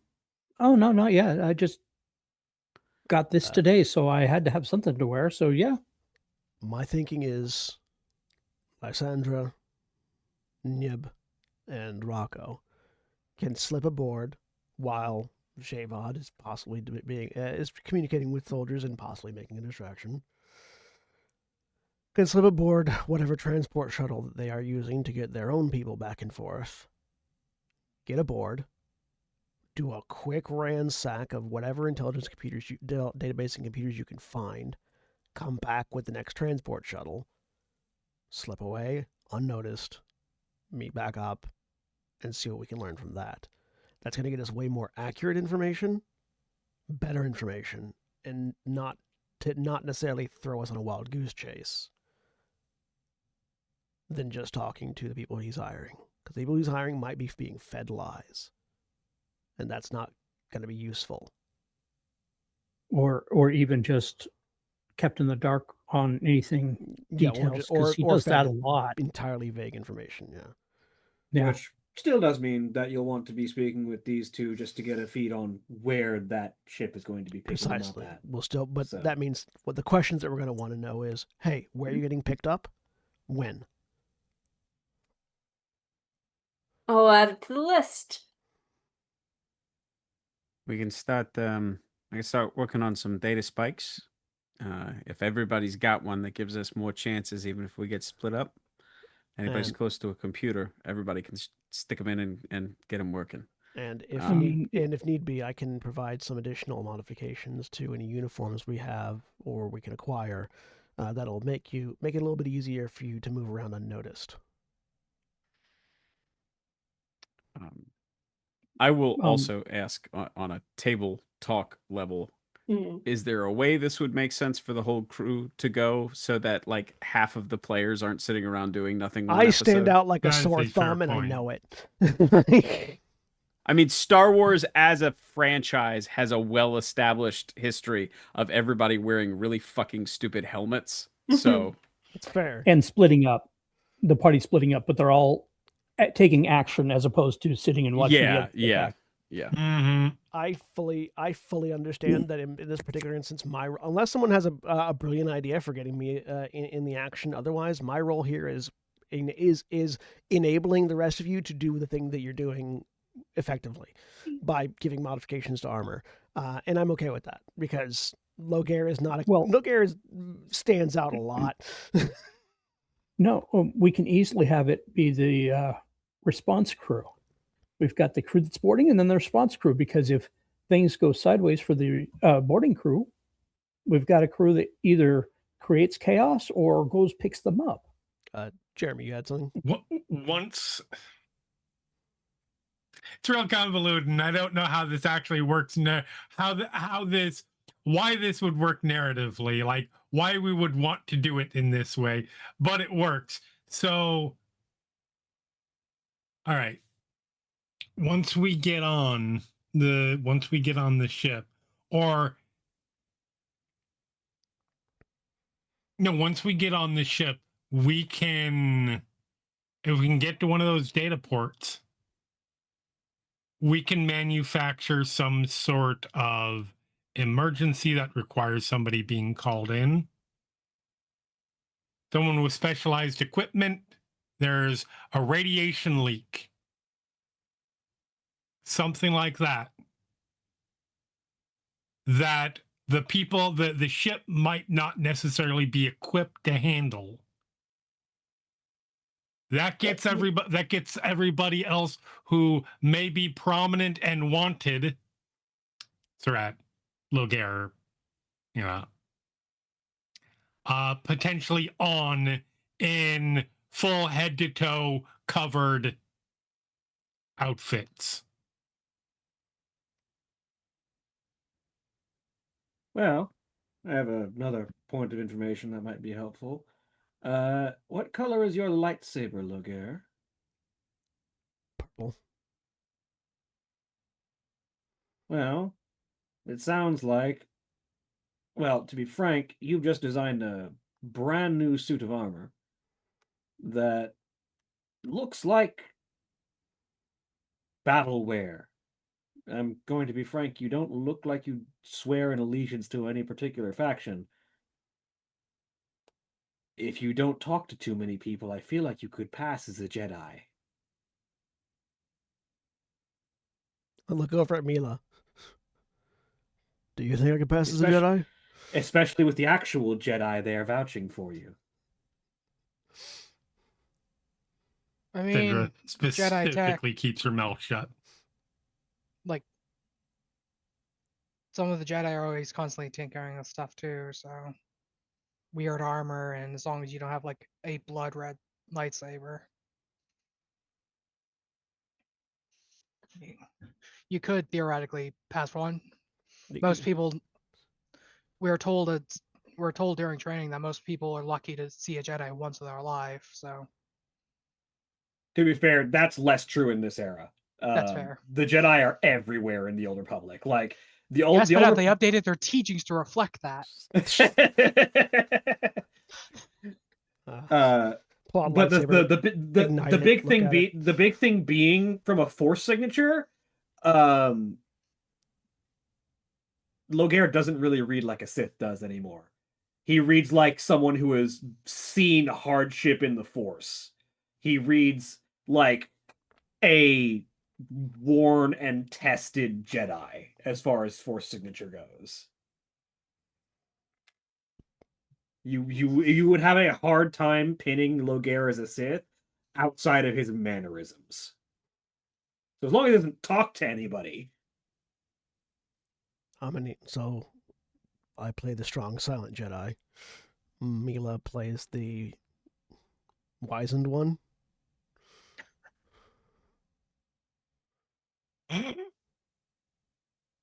I'm a generic pilot. I don't know what that gets us, though.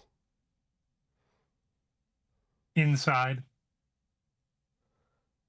More people inside, more chances to get what we want. Backup in case things. Yeah, backup in case things go badly. Also, a faster escape if you have to only run to the leatherback in a hangar, as opposed to a shuttle down to Mandalore and then to the leatherback. So then, in that case, Is there any way that we could convince them that we are a Jedi inspection team? Do they do Jedi inspection teams? I'm saying, looking at Mila, now very concerned about this particular idea. Do Jedi do inspection teams on Republican cruisers? On Republic cruisers? Sorry, Republican cruisers or something. People that get caught in bathrooms doing illegal activities. Do they do? All I can think of is the prominent one just died. As far as my knowledge goes, not particularly, but a Jedi showing up at a Republic cruiser is like, oh, we happen to be in the area. It's like, can we dock and resupply? Like, GM, is that a thing we can Republic. do? Yeah, I mean, so as long as you can passably like present yourself as a Jedi and you have a Jedi, and you're pretty far away from Coruscant to be able to confirm whether or not they're still part of the Order, yeah, you could just say, hey, Jedi passing through in need of resupply and refueling, can we dock with your ship for just a bit? And yeah. I mean, that cuts out the middleman. And all I need to do is go out and find a brown robe.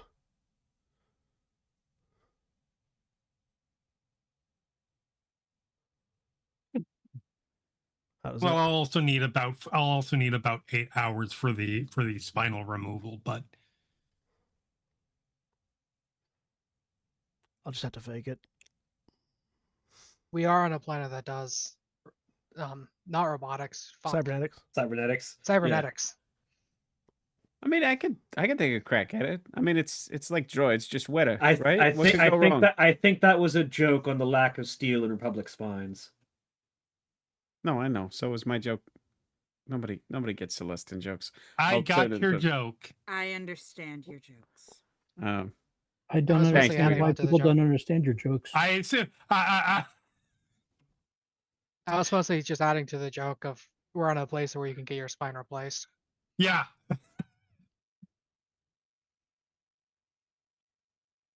Okay, so I guess I'm trying to be better. I guess I'm going to go get a brown robe then.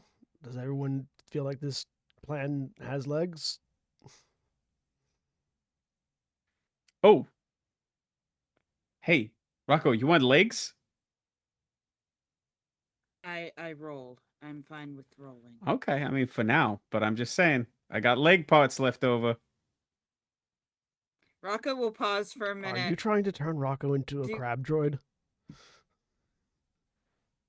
Rocco will pause for a minute. Do you plan to build other droids with legs? No. We got now. You're big and beefy now. It's all good. I just, if you start to feel like you want anything extra on there, that's all. I'm not gonna lie, it does feel kind of like a transformation of 1,000 cuts here. Mm-hmm. Also, reminder for everyone: Rocco is just rolling around with full-on droid arms at this point. Yeah, no, that's why I made the comment about turning Rocco into a crab droid. It's creepy as fuck. Just made some special modifications. High-fiving. Amazing. Oh, Shawnee, I need to Shawnee, by the way, I need to point you to a character from the Star Wars comics that has lightsaber implants in all of their joints. That have sounds lightsabers horrifying. in their elbows, lightsabers in their knees, lightsabers in their wrists. That sounds horrible. As someone who had gout and went unmedicated for 10 years, I gotta say that sounds like it sucks. As someone who also had crystals in all of his joints. Wait, what? All I can think of with modifying Rocco is we turn that person better have been a very good Force sensitive to not murder themselves. I don't know if they're a very good Force sensitive or if they are just a General Grievous situation. Here's this is fan art of them. General Grievous situation is my Jizz Whaler cover band. This is fan art of them. I'm putting it in the Roll20. But it is. Oh, it didn't work. I'll put it in Slack. Yeah, put it in Slack. But like this is legitimately a character that exists in the comics. Oh, I've seen this guy. That looks horrible. His name is That looks unviable. His name is Eric Ismarin, and he was a Jedi. Yep, and then he went full Cyber Sith. Uh-huh. This is what happens when you go way too hard on, but if I have more lightsabers, I have more ways to kill people. He was never he was never a Jedi. He was part of the Emperor's hands, which were one of Palpatine's secret dark side user groups. This, for the record, is the kind of thing that's why it's a good thing that legends happened. That when Disney bought the Star Wars franchise, bought Lucasfilm, they said, "Listen, we all love Thrawn, but," they said, "blanket everything that was EU is now non-canon, and we will pull from it as needed." There in the Roll20 channel is his appearance as Lord Nyax when he took his Dark Lord name. Dumbest shit. He's Wolverine, but with lightsabers. And more Wolverine is also body horror. I mean, yeah. Speaking of body horror, all I can think of is like we add 4 legs to Rocco and turn him into like this eldritch droidica. Now you're just doing an armored core build, okay? That's what I'm saying. Like, it's just like, by that, oh look, now you've got arms. Don't you want legs? Because you'll be able to move faster. And then at that point, it'll be like, well, your central body, it's a little too clunky with the arms and legs, but you like the arms and legs now. Don't you want a different main chassis? We just take that. You just have the dome R2 head on top of various different iterations of like super battle droids. This is also, I think, rapidly becoming Mara's character from our last Star Wars game, who was, I think. We did never find out the full. We found out they were a lich droid. Yeah, they were a lich droid. That's right. They were a Force ghost possessing their own bones that were built into the parts of a droid. Yep. Okay, that sounds amazing, and they were able to control the droid because their bones were a part of the droid. Because that's the way Force ghosts work. Whatever your bones are in, you can control. Force ghosts are weird and wild, and Night Sisters are fucking crazy.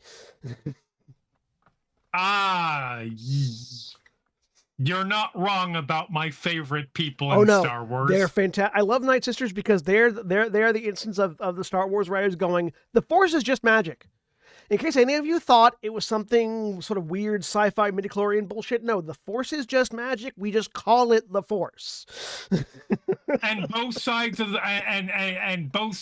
the main Jedi Sith divide are idiots. Yeah, and then everyone looks at the Night Sisters and goes, "Ooh." We're Let's show you what aroused. somebody who actually knows what they're doing can do with the Force.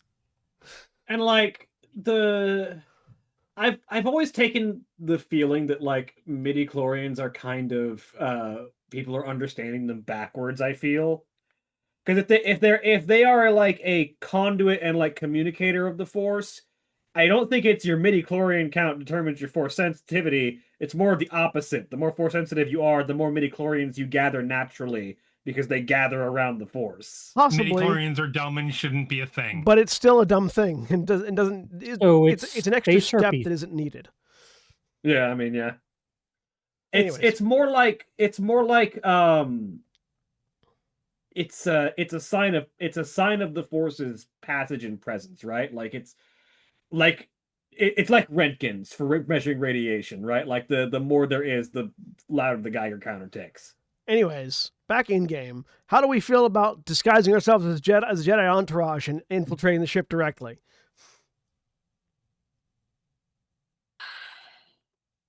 Where do you need me? To not crash us into their ship. Oh, behind the wheel, that's fine.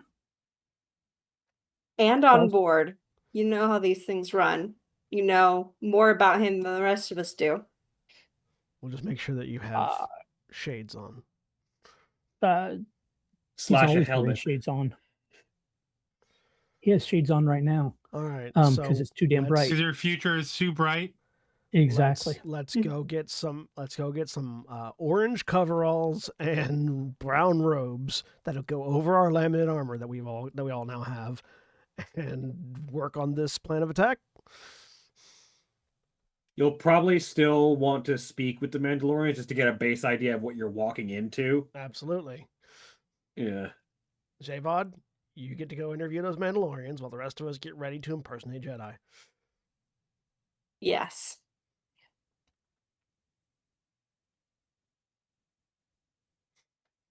Cue montage of Mila teaching Loghaire how to walk like he doesn't want to murder everyone in the room. It's fairly simple. If your hands are in sleeves, you are not immediately obviously prepping to kill someone. He folds his arms into the sleeves, but he still looks like he's ready to kill somebody somehow. Okay, Like we need to work on the shoulders, I think. Relax the shoulders. No, it's like Mila just translated as like, I've seen a couple of the Jedi teachers that just power walk everywhere. Just stop swinging your arms so wildly. Stop looking around like you're stop doing threat analysis with every step and start there. Well, that's happening. Sarat goes into his sleeping area, grabs the uniform that he had, and passes it off. Here you go. If I wear it, they'll probably figure out it's me. But here you go. Yep. Oh, and the thing is, if I'm understanding correctly, not everybody on a Jedi ship is necessarily Republic military. So we just need to look Republic wearing coded. that. Yeah, Nib wearing that will probably be a good plan. Yeah, we should be Republic coded. All right. We should also probably work on getting our transponder codes to read as Jedi. Yeah, no problem. How much? Because if our transponder codes read as mercenary, they're gonna just shoot us down. I've already got one back up. We can get another one set. How much mercenary power does a Jedi usually running around with? I look at Mila. Actually, no, I know this answer because I've had to kill several. Well, I mean, it depends on what their mission is. Sometimes they have many. Sometimes they have quite an entourage. Sometimes they have one or two. Am I going with my hideaway pistol or with the light rifle, laser rifle? So long as you're operating around the ship, I don't think they'll care. But if we're getting deep into it, they probably won't care. They probably won't let you walk around with a heavy repeater.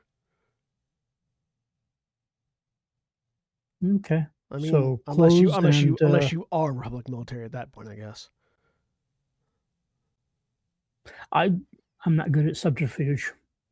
Why don't we talk to the two that know what's going on first, and then that might help us make, before we get into the real fine details of the plan, there might be some interesting information that would help us fair. sand it down a little bit. Yeah. And to be honest, I have not gotten close to him. I'm low ranking enough that he's not been around me. I just get disposed of. Mostly we just don't want anybody else working on the crew. Theoretically, we shouldn't be anywhere around him either. If we're stopping for a refill, we might be called in for a meeting, but in that case, it would be really easy to solve the problem. But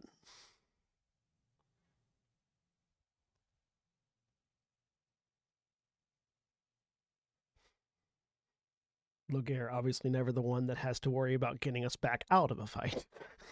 Nope.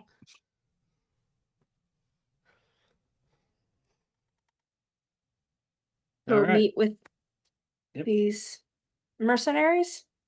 Talon leads you to a quiet section of Mandalore's capital city, where the clans are largely unified whenever there is a Mandalore around. Mandalore, the person, the like leader figure. But they do tend to still kind of stick around each other in like they tend to conglomerate towards their own groups and friendly neighbor clans. So there is just like a large section of the capital city whose name I'm forgetting, even though I said it a dozen times at this point. Capital city of Mandalore. Oh, Mandalore. Sorry. Just Mandalore?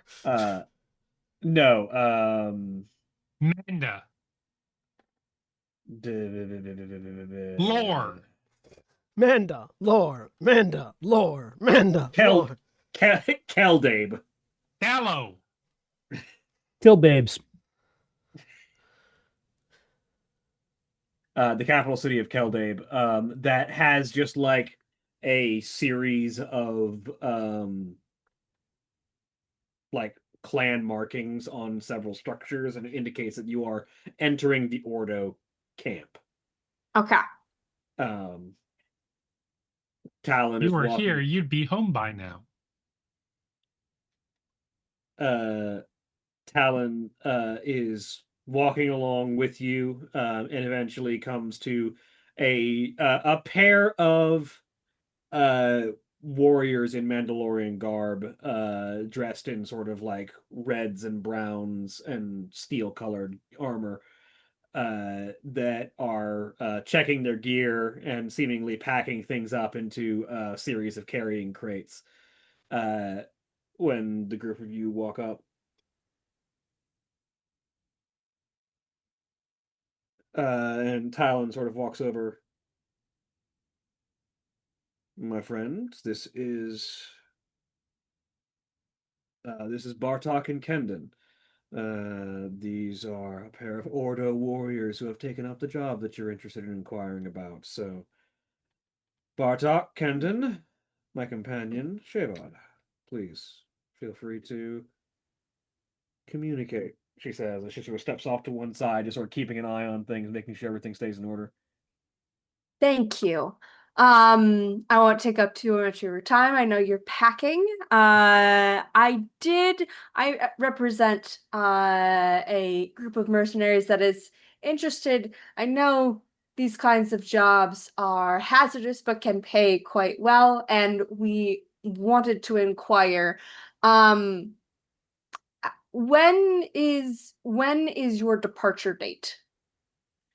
Go ahead, just to set off how this conversation starts. Go ahead and give me negotiation difficulty 3. 3. Okay.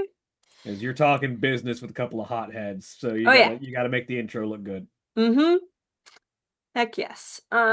Give me one sec to see. I'm just looking if I have anything that might help with this. I don't believe so. Just defense things. Okay. I am gonna spend a destiny on this to upgrade my side. I'm gonna need to start throwing that dark side at you, but I've only got 15 minutes left. Yeah. So probably not negotiation. Damn. Oofa doofa. Yep. Okay.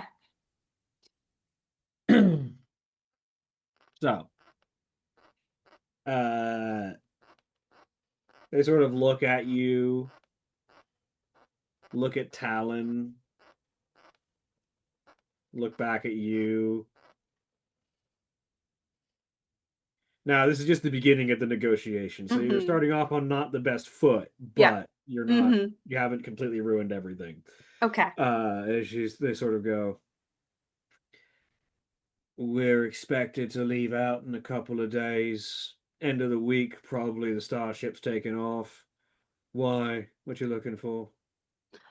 Trying to understand the timeline, of course. What tasks have you been assigned to? What are the parameters of the mission? Give me another one. This one's gonna have a setback die because Okay. this did not go well. That's fair. The setback die are the black ones. Black ones, thanks. All right. And I'm gonna spend a dark side to upgrade it. Okay. 1 second. Dice pool. So upgrade the bad side. Yeah. I will also spend one just to make it spicy. This feels important, and we're toward the end, so why not? All right. Okay. Another negotiation. That's Hey, more like it. there we go. I'm back. All right. With a triumph. Yep. Well, from what we understand, we've been signed up to head to Quesh, which means everyone's going to want environmental seals unless you want to be choking on your own breath in the first 5 minutes. And from what I understand, we're supposed to be shock and awe, disruption force. Sounds like the Empire has been messing with Quesh's mining operations, and they want the Mandalorians to come in and make a statement, something glorious, sort of scare off the Imperials off their mining world, so the Republic can go back to mining the chemicals off of Quesh on their own time. Sounds like the kind of thing the Mandalorians are made for, being perfectly honest. Does.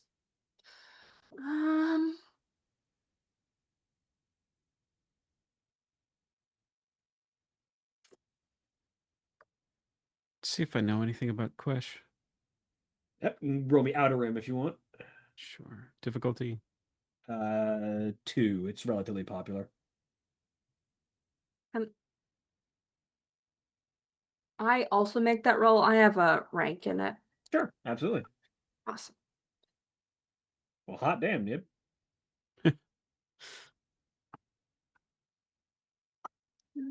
2. Well, whatever I remember makes me very worried. So I take some Ooh. strain. So, with a there's a triumph in there, but technically no successes, which will be interesting. So Nib, what you recall about Quesh?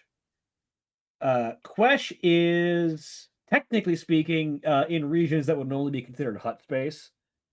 That explains the strain. And is nominally Republic aligned, but has been contested recently. Environmental factors on Quesh are very, very, very dangerous. Yeah, there's huts. A, there are huts, but also B, the entire atmosphere is toxic. If you are not properly prepared and or wearing the right environment seals, the environment of Kesh will melt your organs. Okay. Breathing in Kesh's atmosphere is the equivalent of essentially drinking acid. As opposed to the Keldor breathing in a normal atmosphere and burning. Yeah. Essentially. Yeah, Nib looks a little discomfited by this. But however, the chemicals on Quesh are the reason the planet is so valuable. The chemical compounds that sort of help make up the atmosphere and are part of its planet, part of why the planet is so dangerous, the chemical compounds, when broken down and used in smaller quantities, are very close to popular hut chemical compounds that are used in adrenals, stimulants, and also deadly poisons. Fair. So Quesh has all the materials for making just about everything chemically that a battlefield really wants. Poisons, adrenal stamina, adrenals for healing, reflexes, concentration, endurance. Everything that you need to boost a soldier or kill a soldier, you can probably make out of chemicals from Quesh.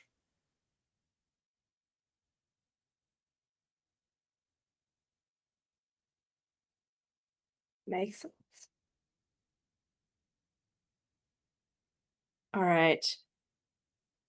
That kind of tracks. Do you know what the size is of the force you're being sent with? Give me Wondering how one- open the ranks are going to be to hiring new employees, new contractors. Go ahead and give me another one. You did well enough on this one. You're going to cancel out that previous setback die. Woohoo! Okay, 3 difficulty though. I'll keep using that light side. Let's do it. All right.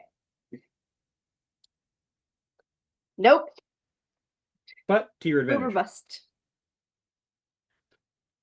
From what I understand, you'll probably want to bring that up with local recruiters. I think they might have room for extras, but it does sound like they were specifically looking for Mandalorians for the job. That makes sense. Are the recruiters present at your rendezvous point? Yeah, drop off side at X39.5, 4573. Does that coordinates make sense to me? We can find that place. Yeah, those are coordinates that you can navigate to. Cool. All right. I think that's everything we need. Is there anything else we should ask? I think that kind of covers it.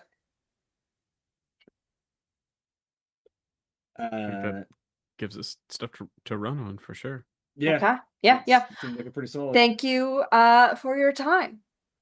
I'll let you get back to your packing. Yeah. Good luck on your hunt. And they start gathering up their stuff and preparing to move it.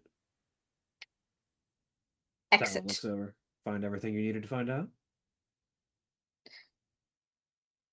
Well, that is information. If it's true, be useful. If it's not, that's more information.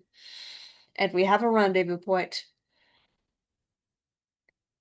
So, next step of the plan, I guess, is itchy brown robes. Is there anything we can do? Just like any sort of variation in that? I mean, No. I've seen the fancy dress, Jedi robes. To be fair, I don't think you need to be the one wearing the robes. Good, I won't. No, you're going to be wearing something much more utilitarian and like work person. Yeah, you're gonna be wearing the orange coveralls. I'll make it work. You can't watch me. You can't judge it up. Watch you me. are It's you are no supposed wait. It's the oh god, what was it? It's A View to a Kill. When the female co-star went into the locker room of a mine and found perfectly tailored coveralls somehow. Yeah. You need to not stand out. I won't stand out. Much.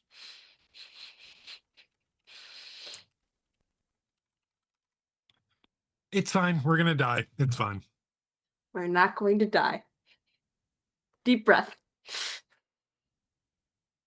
You'll want to do that before we get to Quesh. On account of the die. Tell you where you. No. Deep breath. Deep breath before deep breath before you get to Quesh. Yeah. On Quesh, Don't take a deep no breath. breathing of Quesh. Yeah. Don't breathe on Tell Quesh. you where you can take a deep It breath. does mean though that I need to make sure we have extra air tanks for everybody's armor.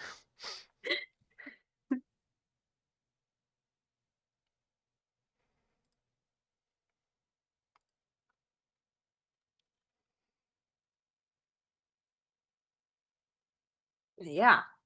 Assemble gear. All right, so Get then, ready. all right, so meet back up and tell us all, I guess, because not all of us were there. Yes. Yep.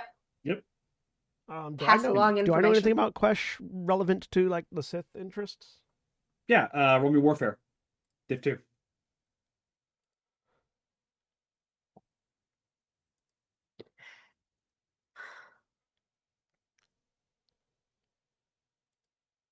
1 success.